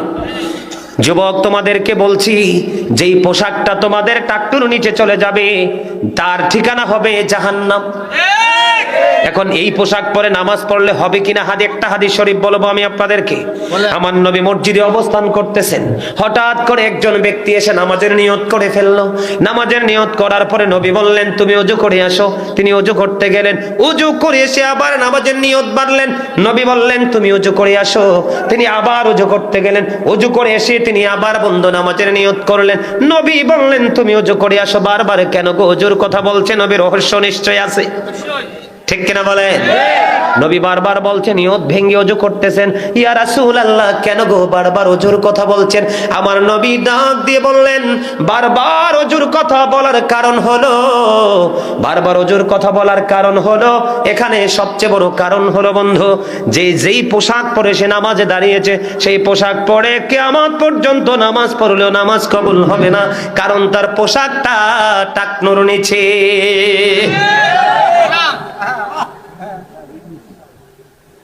এখন আপনি টাকনোর নিচে বইটা ফালাইবেন, কিন্তু উপর দিয়ে কি করবেন? বটতে পারবেন নি। হাজার চেষ্টা করলেও প্যান্টটা উপরের দিকে উঠবে না। কার জন্ম হয়েছে তার ছোট্ট হয়ে, কথা কন না কেন? বেঈমানেরা খুব কৌশলে আবিষ্কার করেছে। কি করেছে? যারা জিন্স প্যান্ট পরে নামাজে দাঁড়ায় দেখবেন, একজন যখন রুকুতে যায় পিছন দিক দিয়ে আরেকজন তার লজ্জাস্থান দেখতে পায়। কিসের মুসলমান আমরা? এই সমস্যা আছে না নাই? এরপরে আসেন, আমাদের দেশের ছেলেরা দেখা যায় অনেক সময় একবারে চকচকে টকটকে লাল জামা পরে, গেঞ্জি পরে, শার্ট পরে, পাঞ্জাবি পরে। যুবক, ইমানদার পুরুষের জন্য একবারে টকটকে লাল জামা পরা মাকরুহে তাহরিমি, হারামের অন্তর্ভুক্ত। তোমরা কখনো লাল জামা পরবে না, হাতে কখনো আংটি দিবে না, গলায় কখনো স্বর্ণের চেইন দিবে না, হাতে কখনো বন্ধু তোমরা স্বর্ণের আংটি দিও না, কারণ ইমানদার পুরুষের জন্য স্বর্ণ পরা হারাম। এই শিক্ষা কি আমাদের মাঝে আছে? এগুলো নাই বন্ধু। এখন আপনারা অনেকে মনে করতে পারেন যে হুজুর, আমি তো এটাকে টাকনোর উপরে রাখলাম, কিন্তু মনের অজান্তে নিচে চলে গেল। আবু বকর সিদ্দিক রাদিয়াল্লাহু তাআলা আনহু বললেন, ইয়া রাসূলুল্লাহ, আমি আমার পোশাকটাকে টাইট করে নাভির উপরে রাখি, কিন্তু মনের অজান্তে টাকনোর নিচে চলে আসে। নবী গো, আমি কি সাজার অন্তর্ভুক্ত হব? আমার নবী বলেছেন, যারা ইচ্ছে করে অহংকার করে টাকনোর নিচে ঝুলিয়ে ঝুলিয়ে পোশাক পরে, তারা সাজার অন্তর্ভুক্ত হবে। মনের অজান্তে যাদের লুঙ্গি পায়জামা নিচে চলে যায়, মনে হলে উঠায় ফেলে, তাদের জন্য কোনো সাজা নাই। সুবহানাল্লাহ বলেন না কেন? ইন্নাহু লা ইউহিব্বুল মুস্তাকবিরিন। বন্ধুরে আমার আল্লাহ জানিয়ে দিয়েছেন, আল্লাহ অহংকারীকে পছন্দ এমনিতেই করে না। আরো তুমি আল্লাহ রাসূলের বিধানকে ওভারটেক করে তোমার মতো করে পোশাক পরছো। মনে রাখবেন বন্ধু, যেই ব্যক্তি দুনিয়াতে গেটাবের পোশাক পরবে, তাকে কিয়ামতের দিন অপমানের পোশাক পরানো হবে। নাউজুবিল্লাহ বলেন না? আর যে ব্যক্তি ইচ্ছে থাকার পরেও তিনি অহংকারী পোশাক পরল না, কাল কিয়ামতের দিন আল্লাহ রাব্বুল আলামিন আল্লাহর প্রিয় মাহবুব বান্দাকে জান্নাতি সুসজ্জিত পোশাক পরিধান করাবে। এই জন্য শুধু মুসলমান হলে চলবে না, শুধু নামাজ পড়লে চলবে না, প্রত্যেকটা জায়গা আপনাকে আমাকে ঠিক রাখতে হবে। এবার আসেন, আপনাদের এলাকায় বিয়ে শাদীতে গান বাদ্যযন্ত্র হয় কিনা? হুজুর, এটি বাধা দিলে আপনারা বুঝেন না, ওলাকে সহায় করবে। ইমাম সাহেব দাওয়াতে যাইন না? না না, দাওয়াতে যাইন না কেন জানেননি? হাদিস শরীফের মধ্যে এসেছে, যেই মঞ্চে হারাম কাজ হবে সেই মঞ্চে কখনো ইবাদত হতে পারে না। আপনারা এটা মানবেন না না মানবেন সেটা আপনাদের ব্যাপার, কিন্তু আমি আপনাদেরকে মেসেজ দিয়ে যাই। আর আপনারা সমাজের যারা মুরব্বী আছেন, আপনারা যদি দায়িত্ব নেন, সমাজের মধ্যে নোংরামি চলতে পারে না। প্রত্যেকের ছেলে মেয়েদের দায়িত্ব নিয়ে নেন, দেখবেন সমাজে কোনো ধরনের পাপ কাজ হতে পারে না।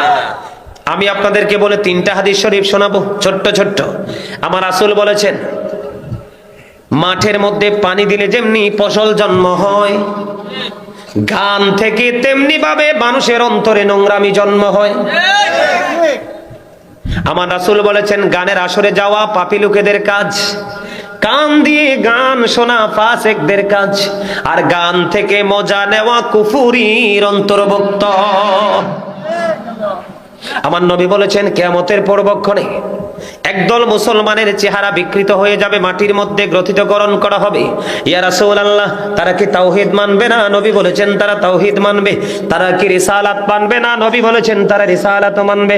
আমার নবী বলেছেন, ওয়া ইয়াসুমুন, তারা রোজা রাখবে, ওয়া ইয়াহুজ্জুন, তারা হজ করবে, ওয়া ইউসাল্লুন, তারা নামাজ পড়বে।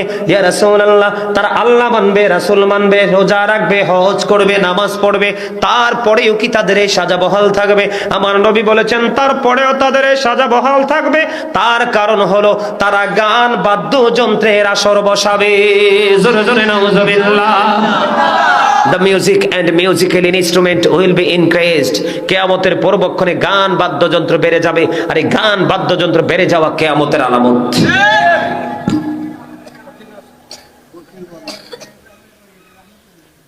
কথা বলেন না কেন? এখন সেই বিয়ে হচ্ছে ফরজ কাজ, পবিত্র কাজ। তেঁতুল গাছ লাগাইলে কি ধরে? লাগাইছেন তেঁতুলের দানা, কিছুদিন পর উঠছে তেঁতুলের সারা, এটা বড় হইয়া ধরছে তেঁতুল, তেঁতুল ফাইক্কা নিচে পড়ছে, আপনি কামড় দিয়ে দেখেন টক, একই টক, চুলদারি সব খারাই গেছে। আর আপনি তেঁতুল গাছের নিচে দাঁড়াইয়া দাঁড়াইয়া যদি কোন, আল্লাহ আমি তো মনে করছিলাম গাছে ল্যাংরাম ধরবো, ঠিক না? আপনি যদি গাছের নিচে দাঁড়াই দাঁড়ায় কোন, আরে আমি তো ভাবছিলাম গাছে ল্যাংরাম ধরবো, সুপকা তেঁতুল। বন্ধুরে আমার বলার কারণ হলো, এক্সাম্পল দিয়েছি আপনাদেরকে, আপনি যখন গান বাদ্যযন্ত্র বাজাইয়া বীর পিড়িতে বসবেন, আপনাদের ঘরে সন্তানটাও মিউজিক হয়ে আসবে। হাজার চেষ্টা করলেও সেটা মাদ্রাসায় পড়বে না, এটাই কইব ইংরেজি স্কুলে পড়াও, আমি ডান্সিং কম্পো দিব। কথা কন না কেন? না মিথ্যে বললাম? তেঁতুল গাছে যেমন তেঁতুল দৌড়ে, আম গাছে যেমন আম দৌড়ে, জাম গাছে যেমন জাম দৌড়ে, ঠিক তেমনি ভাবে যেমন পিতামাতা সন্তানটাও ঠিক তেমন। বর্তমানে ম্যাক্সিমাম পিতামাতার বিয়ে হয় গান বাদ্যযন্ত্র করে। এরা কমার্শিয়াল ডিজিটাল বাংলাদেশের অত্যাধুনিক প্রযুক্তির সাথে ম্যাচিং করে বিয়ে করে। তাদের সন্তানটা দেখবেন সূরা বলতে বললে ভাল লাগবে না, ওয়াজ দিলে মজা লাগবে না, কোরআন তেলাওয়াত দিলে মজা লাগবে না, মোবাইলে গান বাদ্যযন্ত্র মিউজিক লাগাইয়া দেন, আপনি সোয়াশের জায়গায় 2.5 খাওয়াইতে পারবেন বাচ্চাকে, ঠিক না? মোবাইল দিলে এটা তো মোবাইলের দেনে থাকবো, আর একটু ফুরাইতে থাকবেন। কথা বলেন না কেন? এগুলো হাসির ওয়াজ না, এগুলো বোঝার ওয়াজ। আজকে আমরা সমাজ মুসলমান ধ্বংস হয়ে যাচ্ছে, ঠিক কিনা বলেন? এই ধ্বংসস্তূপ থেকে আমাদেরকে বের হয়ে আসতে হবে, ঠিক কিনা বলেন? আর জোরে, গান বাদ্যযন্ত্র বাজাবেন না। মোবাইলে এখন তো টিভি প্রত্যেকের পকেটে পকেটে। মোবাইল নামক বস্তু বড় ভয়ঙ্কর এক বিষাক্ত জিনিস। এই মোবাইলে গড় থেকে পুরনো বউকে বের করে নিয়ে যায়, ঠিক কিনা বলেন? এক ঘরের বউ আরেক ঘরের জামাই মিলে যায়, এক ছেলে আরেক মেয়ের সাথে পালিয়ে যায়। এই মোবাইলে মিথ্যা কথার আনাগোনা চলে। এই মোবাইলে একজনের টাকা আরেকজনের পাসওয়ার্ড নিয়ে যায়, ঠিক কিনা বলে? এটা এখন বর্তমানে বিষাক্ত রূপে নিচ্ছে। আরেকটা কথা কি জানেন? এই মোবাইলের কারণে দেখবেন একটা সময় মানুষের হার্টে ক্যান্সার হবে, কানে ক্যান্সার হবে, ব্রেইনে ক্যান্সার হবে, হাতে ক্যান্সার হবে, কারণ এটা ভালো জিনিস না। জীবনে কোনোদিন ঘুমানোর সময় মোবাইল মাথার কাছে রাখবেন না, এটা অত্যন্ত ভয়ঙ্কর এক রাডার এটার মধ্যে আছে। যেখানে রাখবেন সেখানেই সমস্যা। কথা কি বুঝতে পারছেন? এই যে গান বাদ্যযন্ত্র, এই নোংরামিটা এত কষ্ট লাগে আমার কাছে। আমার জীবনে আমি এখন তো ইমামতি করিয়ে না। যখন নামাজ পড়াইছি তখন আমি কারো বাড়িতে এক গ্লাস পানি খাইনি। যেই পরিমাণ সুদ ঘোষ দুনিয়াতে বাড়ছে, মিয়া মুখ নাপাক হয়ে যাইব। কি কন ঠিক না? আপনাদের এলাকায় মানুষ সুদ খায়নি? কিতারে কয় একটু সুদের ওয়াজ করব? আল্লাহ যদি দয়া করে একটু হেদায়াত দান করে একটু সুদের ওয়াজ করবা, কয়েকটা হাদিস শরীফ শোনাবো, শুনবেন? কথা বললেন না। আমি কারোর সাথে বিরোধিতা করার জন্য আসিনি। আমার লক্ষ্যকে আমিও বাঁচবো, আপনাদেরকেও বাঁচাবো। অর্ডার কার? আমার দিকে তাকান। হযরতে আবু হুরায়রা রাদিয়াল্লাহু তাআলা আনহু থেকে হাদিস কানা বর্ণিত, আমার নবী বলেছেন, যেই ব্যক্তি সুদ খাইলো, সুদের 70টা স্তম্ভ। কয়টা? 70 নাম্বারটা হলো, যেই ব্যক্তি সুদ খাইলো সেই যেন তার মাকে বিবাহ করলো। আরে জোরে কর না, নাউজুবিল্লাহ মিয়া। যেই ব্যক্তি 1টি টাকা সুদ খাইলো সে যেন 36 বার জিনা করলো। হাদিস শরীফ। সামুরা ইবনে জুনদুব রাদিয়াল্লাহু তাআলা আনহু থেকে বন্ধু হাদিস কানা বর্ণিত, আমার নবী বন্ধু স্বপ্নের ব্যাখ্যা দিতে গেলেন। হাদিস শরীফের মধ্যে এসেছে, লম্বা হাদিস শরীফ। এই যুবক তোমরা সবাই শোনো, যিনি সুদ দিবে, যিনি সুদ নিবে, যিনি সুদের সাক্ষী হবে, যিনি সুদের স্টাম্প লিখবে, সুদের টাকা পাওয়ার জন্য যিনি 1 সেকেন্ডের জন্য একটা কথা বলবে, আমার রাসূল জানিয়ে দিয়েছেন সবার সাজা সমান হবে। সামুরা ইবনে জুনদুব রাদিয়াল্লাহু তাআলা আনহু থেকে হাদিস কানা বর্ণিত, আমার নবী দেখলেন একটা লোক রক্তের নদীর মধ্যে সাঁতার কাটে। কিসের নদী? রক্তের নদীর মধ্যে সাঁতার কেটে কেটে কোলে আসতে চায়। নবী বললেন, আমি নজর দিয়ে চাইয়া দেখলাম নদীর তীরে আর একটা লোক বড় পাথর হাতে নিয়ে তিনি দাঁড়িয়ে আছে। লোকটা যখন কোলে আসতে চায় তাকে পাথর নিক্ষেপ করে ঘুরিয়ে দেয়। হাজার চেষ্টা করেও লোকটা রক্তের নদী থেকে পাড়ে আসতে পারে না। আমার নবী ফেরেশতাদেরকে প্রশ্ন করলেন, তোমরা বলো না এই লোকটাকে? এবার নবীকে জানিয়ে দিলেন, নবী গো, এরা হলো দুনিয়ার সুদখোর। কোন নদী? মা গো মা, রক্ত একদিন যদি তাই 2 দিন যায় দেখবেন দুর্গন্ধে কাছে যাওয়া সেই রক্তের নদীতে সাঁতার কাটবে। কারণ সুদের টাকায় যখন আপনি বাজার করবেন, বাজারটা হবে হারাম। আপনি ঘরে এনে দিবেন, কুইটটা কাইটটা রান্না করে আপনাকে দিবে। আপনি যখন খাবেন সেই খাবার থেকে রক্ত আসবে, ঠিক কিনা বলেন? খাবার থেকে মানুষের শরীরে ব্লাড তৈরি হয়। এখন আপনার উপার্জন হারাম, রক্ত হারাম। এই জন্য সুদখোরের জন্য রক্তের নদী বরাদ্দ। দুর্গন্ধযুক্ত পরিবেশে থাকতে হবে কন্টিনিউয়াসলি। সুবহানাল্লাহ নি কয়? নাউজুবিল্লাহ। মনের বলে কইছে, তোমরা হাসি দিছো কেন? এবার আসেন, আমার নবী যে মেরাজে গেছে আপনারা সবাই বিশ্বাস করেননি? এখন তো কিছু মৌলবী বাড়িছে নবীর মেরাজ মানতে রাজি নাই, ঠিক কিনা বলে? বাড়িছে তো, বহুত বাড়িয়ে গেছে। আপনারা সাবধান থাকতে হবে, কারণ আপনার কবরে আপনাকেই যেতে হবে। এই জন্য আপনার ইমানকে আপনি শক্ত রাখতে হবে। আপনাদের মুরব্বীরা যে ইসলাম মাইন নাইছেন, আপনারা মুরব্বীরা যে ইসলাম মাইন নাইছেন আগের থেকে, আপনাদেরটা রাইট।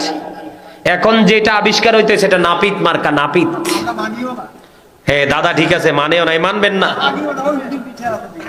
নাপিত মার্কা না? অনকার ইসলাম কি? আরে নাপিতে কি? নাপিতের কাজ কি ছোট করা না? কথা কয় না। নাপিতের কাজ কি?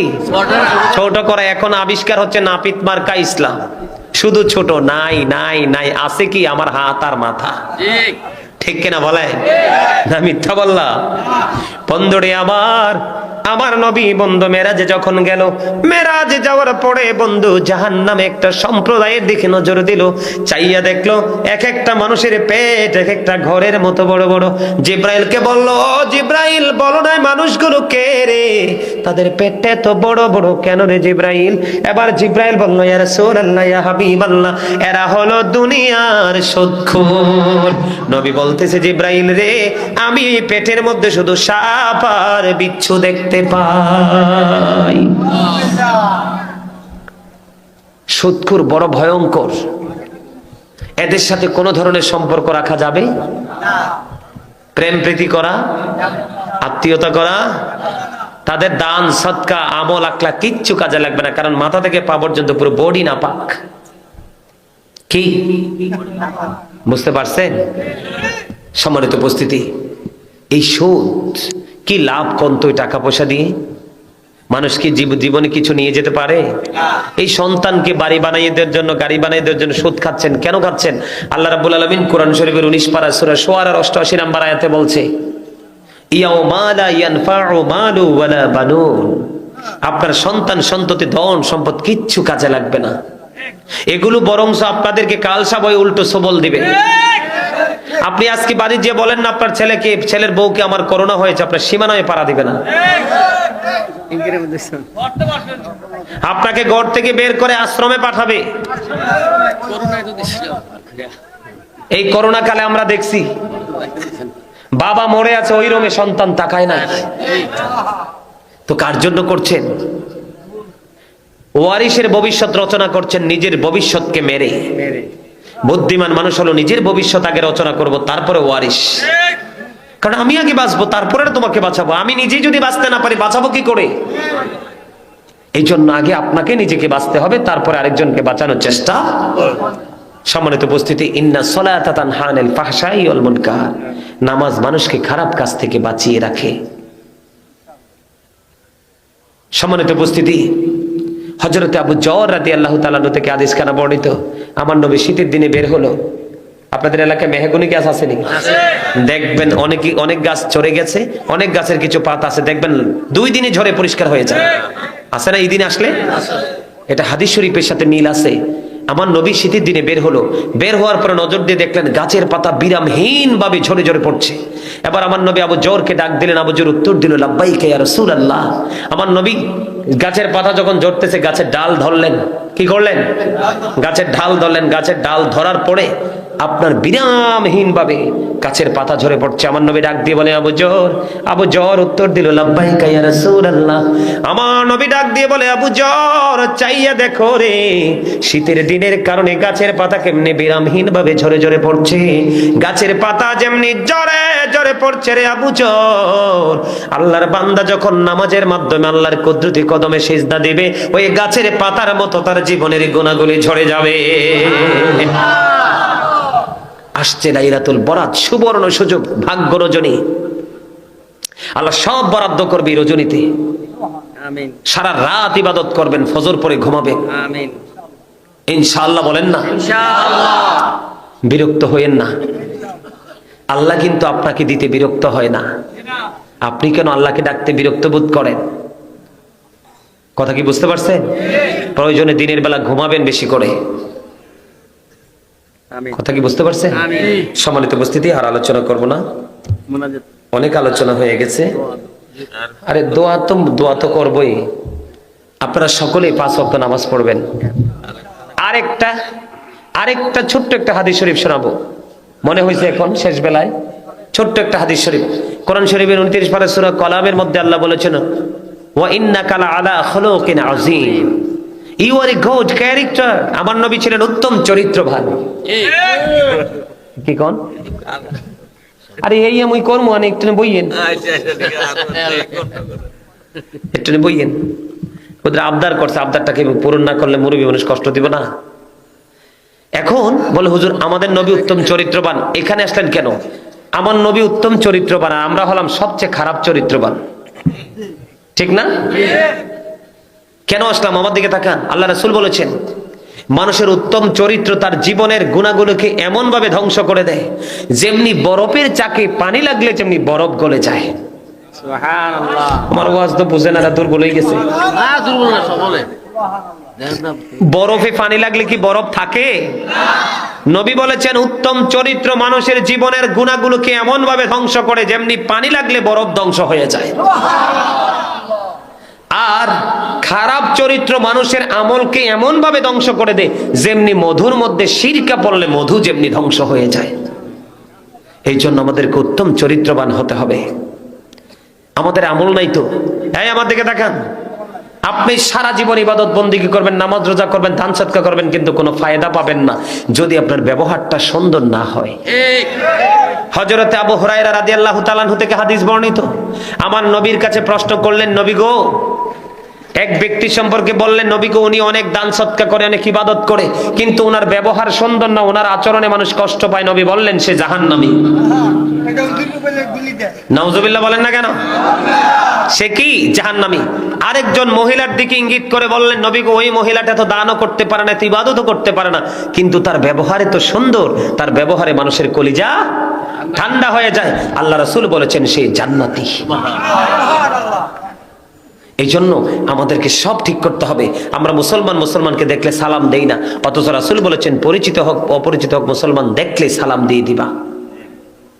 তখন তোমাদের মধ্যে একটা প্রেম গড়ে উঠবে, ঠিক না বলেন? আল্লাহ যেন আমাদের সবাইকে ঈমান ইসলামী জিন্দেগি দান করে, সকলে বলুন আমিন। সম্মানিত উপস্থিতি, আমি দোয়া করে ফেলবো, এখনই দোয়া করে ফেলবো, তার আগে ক্লোজ করে ফেলো। আপনাদের কাছে আমার অনুরোধ, আমার যে আগে যিনি আলোচনা করেছেন ওনার নাম হলেন জয়নাল আবদিন সিরাজি, ঠিক না? উনি আমাকে রিকোয়েস্ট করেছেন এবং কমিটির লোকের এখানে আছে, ওনারা একটু আবদার করেছেন। আপনারা অনেকেই দিয়েছেন, আমি আসার পরে শুনেছি, কিন্তু এখন আমার একটা অনুরোধ থাকবে, আপনারা এখানে যারা আছেন, এখানে যারা দেননি তারা আল্লাহর হস্তে মসজিদের জন্য একটু দান করবেন, ছোট্ট অল্প একটু 5 মিনিট সময়। যারা দেননি, যারা আগে দিয়েছেন তো দিয়েছেন, যারা দেননি আল্লাহর ঘর মসজিদের জন্য মাহফিলের আয়োজন করা হয়েছে। যারা টাকা দিয়ে, পয়সা দিয়ে, অর্থ দিয়ে, বুদ্ধি দিয়ে, শ্রম দিয়ে, সার্বিক সহযোগিতার মাধ্যমে আজকের এই জান্নাতের বাগান সাজিয়েছেন, সকলের প্রতি আমার আন্তরিক সালাম। আসসালামু আলাইকুম ওয়া রাহমাতুল্লাহি ওয়া বারাকাতুহু। আপনারা কি মানসিক রোগী? মানসিকভাবে অসুস্থ? ঘুম আসে? কত ঘুমাইবেন? সারা বছরই তো ঘুমান। জন্মের জন্য বিছানা অপেক্ষা করতেছে কবরে, কত ঘুমাবেন? মন যা চায়, যতক্ষণ চায় ততক্ষণ ঘুমাতে পারবেন, তবে সেই ঘুমটা সুখের হবে না। সেই ঘুমটা কি সুখের হবে না? বর্তমান প্রেক্ষাপট, বর্তমান পরিস্থিতি, বর্তমান যে সিচুয়েশন, এখানকার মানুষ সবচেয়ে বেশি পথভ্রষ্ট। কি সবচেয়ে বেশি? কি পথভ্রষ্ট, নষ্ট, দুষ্ট, লাইনচ্যুত হয়ে গেছে মানুষ। ভুলে গেছেন? সবাই তো অনলাইন দেখেন, তুরস্কের দিকে নজর দিয়েছেন, সিরিয়ার দিকে নজর দিয়েছেন। বাংলাদেশের সেনারা যখন উদ্ধার কাজে গিয়েছে, ওনারা ওখানে গিয়ে প্রেস ব্রিফিং করেছে, ওনারা বলেছে লাশ উদ্ধার কাজ অব্যাহত রাখবো। কেমন করে? এত বেশি লাশের দুর্গন্ধ। এগুলো কি কোন হিন্দু, খ্রিস্টান, বৌদ্ধের লাশ? মুসলমানের লাশ। কার? ঘুমন্ত অবস্থায় সকাল ভোর ভূমিকম্প হয়েছে, ধসে পড়েছে ভবন, অসংখ্য মানুষের জীবন নাশ হয়ে গেছে। সবচেয়ে বড় কষ্টের কথা হলো এই সম্মানী মানুষগুলো মৃত্যুটা কিন্তু সম্মানী হয়নি। কথা বলেন না কেন? আরে জোরে। জবান আপনাকে আমাকে আল্লাহ কেন দিয়েছে জানেন? এই জবানটা আল্লাহ রাব্বুল আলামিন আপনাকে আমাকে কেন দিয়েছে জানেন? আল্লাহ রাব্বুল আলামিন এই জবান দিয়েছে আল্লাহর কাজে নিয়োজিত রাখার জন্য, আর আমরা জবানকে নিয়োজিত রাখছি পৃথিবীর কাজে। কোন কাজে? মন চাইলে ভোট খাওয়া, বাদাম খাওয়া, গোস্ত খাওয়া, মাছ খাওয়া, বন্ধু বান্ধবদের সাথে ঘুরতে যাওয়া, মনের আনন্দে যা ইচ্ছা তা বলে বেড়ানো, চা দোকানে বসে বসে, সাউমানিতে বসে বসে, বাজারে বসে বসে, শপিং মলে গিয়ে অপ্রাসঙ্গিক অগ্রহণযোগ্য কথা বলাই কন্টিনিউ আমরা নিয়োজিত আছি। আল্লাহ রাব্বুল আলামিন যে ওয়ার্ডার করেছে সেই ওয়ার্ডারের ধারে কাছেও আমরা নেই। আল্লাহ রাব্বুল আলামিন বলেছেন ফাযকুরুনি আযকুরুকুম। আল্লাহ বলেছেন remember me then I will remember you. তোমরা আমাকে স্মরণ করো, আমি তোমাদেরকে স্মরণ করব। কতটুকু সময় স্মরণ করেন? কতটুকু সময় স্মরণ করেন? করেন সময়? শুধু দুনিয়া, শুধু পৃথিবীর লোভ, পৃথিবীর লালসা, পৃথিবীর বিলাসিতা নিয়ে ব্যস্ত আছেন। এই আমার দিকে তাকান। মানুষ বাঁচার জন্য কত চেষ্টা করে, ঘর বাড়ি, দালান কোঠা, ব্যবসা প্রতিষ্ঠান পর্যন্ত বিক্রি করে ফেলে, কিন্তু বেঁচে থাকতে কি পারে? কথা বলেন না কেন? অহংকার আমার সাথে দেখাইয়া কোনো লাভ নাই। কিসের অহংকার দেখান? কিসের ভাব? কিসের গরিমা? কিসের অহমিকা? কতদিন বাঁচবেন, কত সময় থাকবেন পৃথিবীতে, সেই সেই সেই হিসাব কি আপনাদের কাছে আছে? না আরে কথা বুঝেন না আমার? না। আমি কি হিন্দি ভাষায় কথা বলি? কতদিন আমরা বাঁচবো পৃথিবীতে সেই গ্যারান্টি আপনাদের কারো কাছে, সেই সনদ আছে? তাহলে কিসের নেশায় পড়ে আছেন? কোন আশায় দিন অতিবাহিত করছেন? আল্লাহ রাব্বুল আলামিন মানুষকে সৃষ্টি করেছেন, আবার মানুষকে একদিন নিয়ে যাবেন। মানুষ চাইলেও কিন্তু মৃত্যু থেকে বাঁচতে পারে না, কিন্তু সেই চেষ্টাটাই করে। কিন্তু মানুষ চাইলে জাহান্নাম থেকে বাঁচতে পারে, কিন্তু সেই চেষ্টা করে। কোন দেশে আছেন? বোকার দেশে, বোকার স্বর্গে। আল্লাহ রাব্বুল আলামিন জানিয়ে দিয়েছেন, ওমাল হায়াতুদ দুনিয়া ইল্লা মাতাউল গুরুর। এই দুনিয়ার জীবন, এই পৃথিবীর জীবন একটা ধোঁকা ছাড়া, প্রতারণা ছাড়া কিছুই নয়।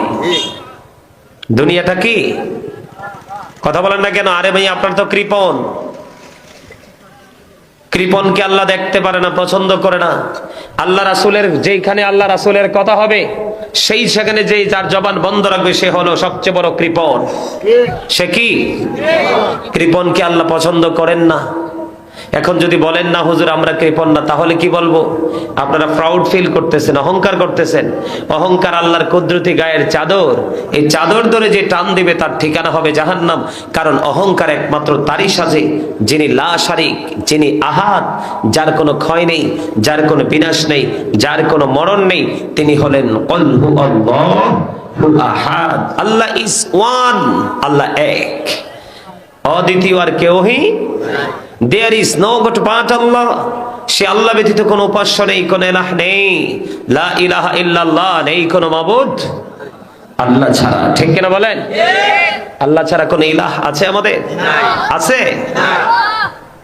অহংকার ওনার সাথে আপনি আমি কতদিন বাঁচবো, পৃথিবীতে কতদিন থাকবো, সেটা আপনার আমার জানা নেই। সেজন্য আপনার আমার অহংকারেরও কোনো প্রয়োজন নেই। কারণ all men will die, সকল মানুষ মরতে হবে।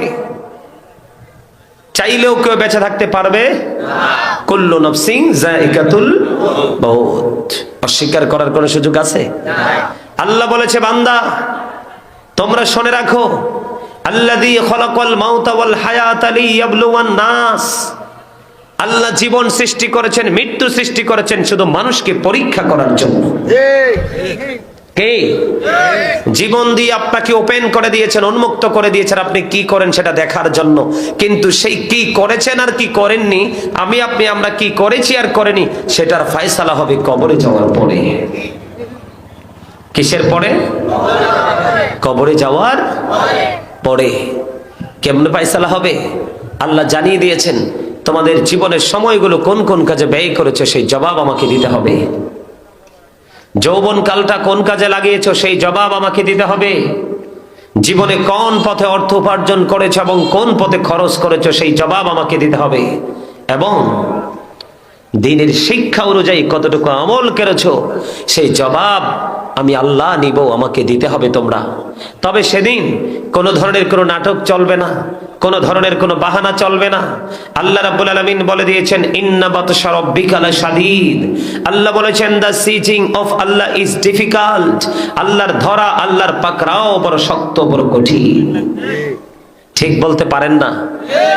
কারণ আপনারা তো অসুস্থ, শারীরিকভাবে না মানসিকভাবে। মানুষের শরীর যদি অসুস্থ হয়, ট্রিটমেন্ট দিলে সেটা কি হয়ে যায়? অ্যাক্টিভ হয়ে যায়। কি হয়ে যায়? অ্যাক্টিভ হয়ে যায়, সুস্থ হয়ে যায়। কিন্তু মানসিক রোগ এত ভয়ঙ্কর রোগ, এই রোগের ওষুধ পৃথিবীতে নেই। ঠিক বলতে পারেন না?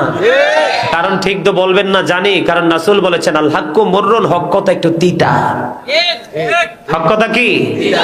আর আল্লাহ মুমিনদেরকে ডাক দিয়ে বলছে, হে আমার ইমানদার বান্দারা, তোমরা শোনো, অকুলু কওলান সাদীদা, তোমরা সত্য কথা বলো, সঠিকটাই বলো।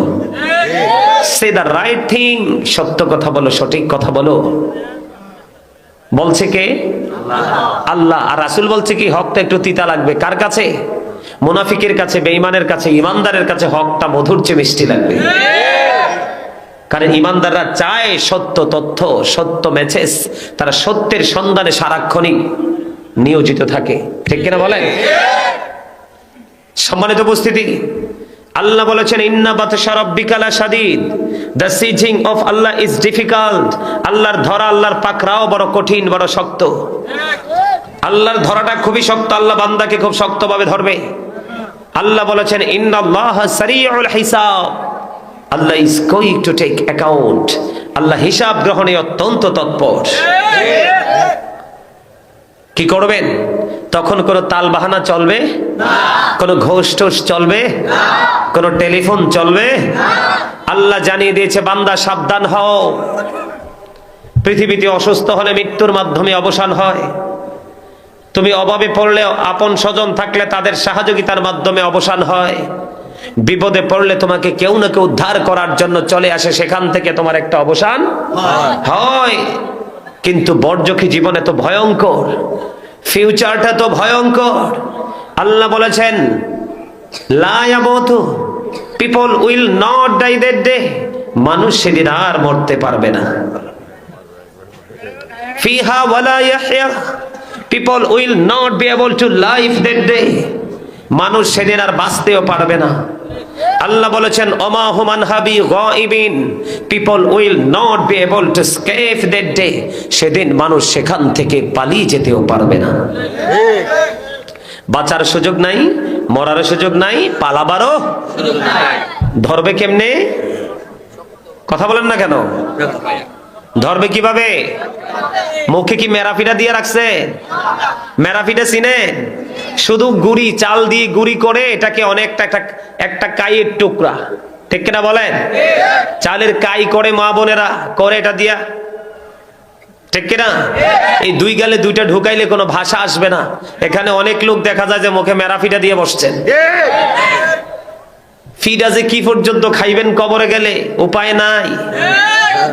জানেন হাদিস শরীফের মধ্যে এসেছে পাপীদেরকে পিটানোর জন্য যেই হাতুড়িটা রেডি করে রেখেছে, এই পৃথিবীর বুকে যদি হাতুড়িটা রাখা হয়, গোটা পৃথিবীর মানুষ জিন চেষ্টা করলে 1 সেকেন্ডের জন্য 100টা উঠাতে পারবে না।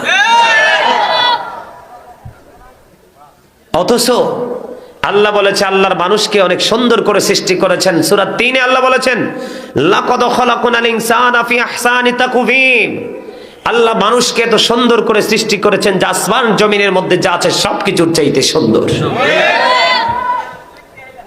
এই এই এত জোরে জোরে কথা বলো কেন?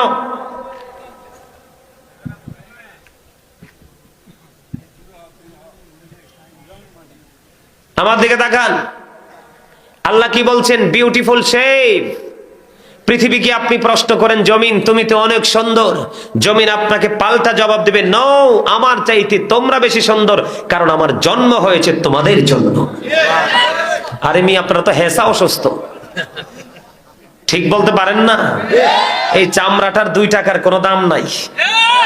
এই চামড়াটা এটা একটা কাবার, এটা একটা ফর্মালিটি। আল্লাহ চামড়াটাকে বলছে ইয়া আইয়ুহান নাস, আবার কখনো বলেছে ইয়া আইয়ুহাল ইনসান।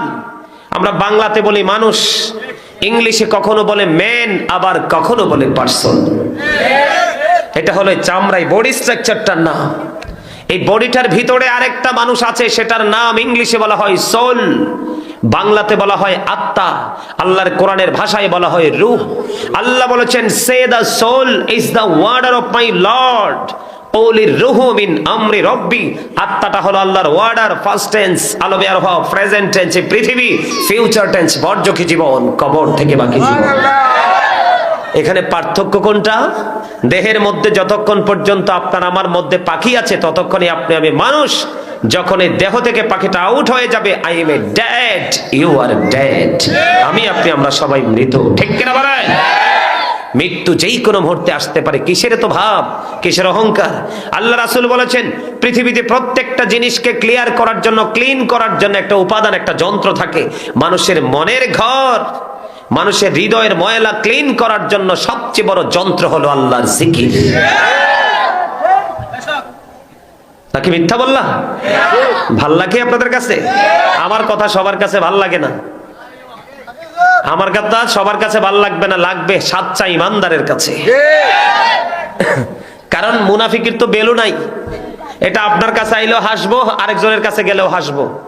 আপনার কাছে আইলেও হ্যাঁ, আরেকজনের কাছে গেলেও হ্যাঁ, এটা সব জায়গায় হ্যাঁ। কখনো কাঁচা হলুদ, কখনো শুকনা হলুদ। আল্লাহ সেই সমস্ত মুনাফিক সম্পর্কে ওয়াজ করেছে। আল্লাহ বলেছে ইন্নাল মুনাফিকিনা ফিদ দারকিল আসফালি মিনান নার, the hypocrites will be in the lowest place of hell. মুনাফিকরা থাকবে জাহান্নামের একবারে লোকাল প্লেসে, মানে একেবারে সর্বনিম্ন জায়গায়। এটা আল্লাহর কোরআন। রাসূল বলেছেন বিলিভার্স লাভ দ্য প্রফিট, ইমানদাররা আমি নবীকে ভালোবাসবে। Hypocrites don't love the profit, মুনাফিকরা আমাকে কখনো ভালোবাসবে। এবার ইমানদার মুনাফিকের কথা বললাম মুক্তাসার ভাবে, এবার বেঈমানদের কাছে আসেন। আল্লাহ বলেছেন উইদ্দাত লিল কাফিরিন, আল্লাহ কাফেরদের জন্য জাহান্নাম বরাদ্দ করে রেখেছেন। আল্লাহ বলবে ইউ গো টু হেল, কাফেরদের ঠিকানা হলো জাহান্নাম। আর ইমানদারদের কাছে আসেন। মুসলমান হয়ে মানুষ কখনো জান্নাতে যেতে পারবে না, মুসলমানের ধাপ অতিক্রম করে তাকে মুমিন হতে হবে, মুত্তাকি হতে হবে। কারণ আল্লাহ রাব্বুল আলামিন বলেছেন উইদ্দাত লিল মুত্তাকিন, মুত্তাকিনদের জন্য আল্লাহ জান্নাত বরাদ্দ করেছেন। আল্লাহ বলবে ইউ গো টু প্যারাডাইস, জান্নাতে চলে যাও। জোরে জোরে বলেন সুবহানাল্লাহ। এই young man, stop your mouth everybody, সকলের জবানকে বন্ধ রাখতে হবে। You listening my lecture very attentively, আমার কথা মন দিয়ে শুনতে হবে, অন্যথায় I say go to your seat out of sight. ঠিক ভাল লাগে না? না ভাল লাগবো কই থেকে? আল্লাহ আমাদেরকে দায়িত্ব দিয়েছে। আল্লাহ বলেছে ইয়া আইয়ুহাল্লাযীনা আমানু কু আনফুসাকুম ওয়া আহলিকুম নার, আল্লাহ বলেছেন O believers save yourself and your families from the fire. ইমানদারদেরকে ডেকে বলেছেন তোমরা জাহান্নাম থেকে বাঁচো এবং তোমাদের পরিবারকেও জাহান্নাম থেকে বাঁচাও। আমি তো আইসি আপনাদেরকে বাঁচানোর জন্য। যাদের আমার কথাগুলো মধুর চেয়ে মিষ্টি লাগবে তাদের জীবন ধন্য, আর যাদের আমার কথা ভালো লাগবে না তাদের জীবন নগণ্য। কারণ জবান আমার, কথাগুলো আমার আল্লাহ এবং আল্লাহর হাবিবের কথা। আল্লাহ বলেছে অকুলু কাউলান সাদিদা, সত্য কথা বলো, সঠিক কথা বলো। আর নবী সম্পর্কে যদি তথ্য দেই, হযরত মুহাম্মদ সাল্লাল্লাহু আলাইহি সাল্লাম was born in a rough country. His father's name was Abdullah, his mother's name was Amina. His father said died before he was born. He lost his mother in his childhood. He was very truthful. আমার নবী ছিলেন শ্রেষ্ঠ সত্যবাদী। জোরে জোরে সুবহানাল্লাহ। নবীর কথা মানবেন নি? নবীর সাথে প্রেম করবেন? এছাড়া উপায় নাই তো। আল্লাহরে সারাদিন ডাইরেক্ট ডাকলে পাবেন না। সারা জীবন নামাজ পড়তে পড়তে, কোরআন তেলাওয়াত করতে করতে, দান করতে করতে জীবন তেজপাতা করে পড়লো, আল্লাহর সন্ধান পাবেন না। কারণ আল্লাহ রাব্বুল আলামিন ঠিকানা দিয়ে দিয়েছে। কি? প্রধানমন্ত্রীর কাছে সরাসরি যাওয়া যাবে বাংলাদেশে? কথা বলেন না কেন? যেতে হবে কার কাছে? প্রধানমন্ত্রীর পিএস এর কাছে। ঠিক কিনা বলেন? বাংলাদেশের প্রধানমন্ত্রীর কাছেই তো সরাসরি যাওয়া যায় না, আল্লাহ তো অনেক দূরে। কিন্তু মুমিন যদি প্রেম করতে পারে তাহলে একেবারেই কাছে। বলে কিভাবে কাছে? ইহুদি খ্রিস্টানের একটা ধর্মগ্রন্থ আছে যেটার নাম হলো দা ওল্ড ও নিউ টেস্টামেন্ট। এটার মধ্যে ইহুদি খ্রিস্টানেরা বক্তব্য দিয়েছেন he that loveth not knoweth not God, for God is love. যেজন প্রেম করে না সেজন আল্লাহকে জানে না, ফর গড ইজ লাভ, আল্লাহই প্রেম। কিন্তু আল্লাহ রাব্বুল আলামিনের কাছে এই বক্তব্যটা ভালো লাগলো না। আল্লাহ রাব্বুল আলামিন বলেছেন নো, সে বলুন ইফ ইউ ডু লাভ আল্লাহ, যদি তোমরা আল্লাহকে ভালোবেসে থাকো, ফলো মি মুহাম্মদ সাল্লাল্লাহু আলাইহি ওয়াসাল্লাম, মুহাম্মদ সাল্লাল্লাহু আলাইহি সাল্লামের অনুগত হয়ে যাও। আল্লাহ উইল লাভ ইউ, আল্লাহ তোমাদেরকে ভালোবাসবে, and forgive your sins, আল্লাহ ক্ষমা করে দিবে। বলে হুজুর ইংলিশে নিয়ে আল্লাহ ওয়াজ করছে না, আমি করছি। আল্লাহ বলেছেন কুল ইন কুনতুম তুহিব্বুনাল্লাহ ফাত্তাবিউনি ইউহিব্বুকুমুল্লাহু ওয়া ইয়াগফির লাকুম যুনুবাকুম ওয়াল্লাহু গফুরুর রহিম। আল্লাহু আকবার। জোরে বলেন আল্লাহু আকবার। আর একটু মহব্বতে আল্লাহ বলেছেন মাইয়ুতির রাসূলা ফাকাদ আতাল্লাহ, হি হু ওবিস দ্য এবস্টিল ওবিস আল্লাহ।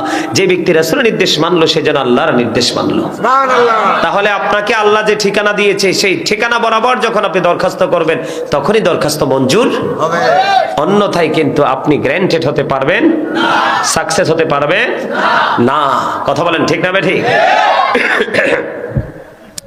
এখনকার কি বর্তমান অবস্থা মানুষের ভালো নাকি খারাপ? খারাপ খারাপ, খুবই খারাপ। কি? মুনাফিকরা থাকবে জাহান্নামের একবারই সর্বনিম্ন, বেঈমানরা যাবে জাহান্নামে, আর ঈমানদাররা যাবে কোথায়? জান্নাতে। আল্লাহ ঈমানদারদের জন্য জান্নাত বানাইছে। প্রতি 1000-900, কমপক্ষে প্রতি 1000-999 জন যাবে জাহান্নামে, একটা লোক মাত্র যাবে জান্নাতে। প্রতি হাজারে। কয়টা লোক? দেখেন বর্তমান প্রেক্ষাপটে কয়টা মানুষ আল্লাহ রাসূলের আদর্শ নিয়ে আছে? আছে? সবাই খামখেয়ালি মতো, খুশি মতো, নিজের মতো করে নিজে চলছে। আল্লাহ কিন্তু নির্দিষ্ট একটা রাস্তা আমাদেরকে দেখিয়ে দিয়েছেন, আমরা কিন্তু সেই রাস্তা মতো চলছি না। সম্মানিত উপস্থিতি, জীবনে অনেক পাপ করেছেন, জীবনে অনেক অন্যায় করেছেন, জীবনে অনেক জুলুম করেছেন নিজের উপর নিজে। কার উপর? মানুষ কিন্তু আল্লাহ মানুষের উপর জুলুম করে না, মানুষ নিজেই নিজের উপর জুলুম করে। জীবনে অনেক অন্যায়, অনেক অত্যাচার, অনেক জুলুম হয়েছে। সম্মানিত উপস্থিতি, সামনে আসছে আগামী 7 তারিখ রোজ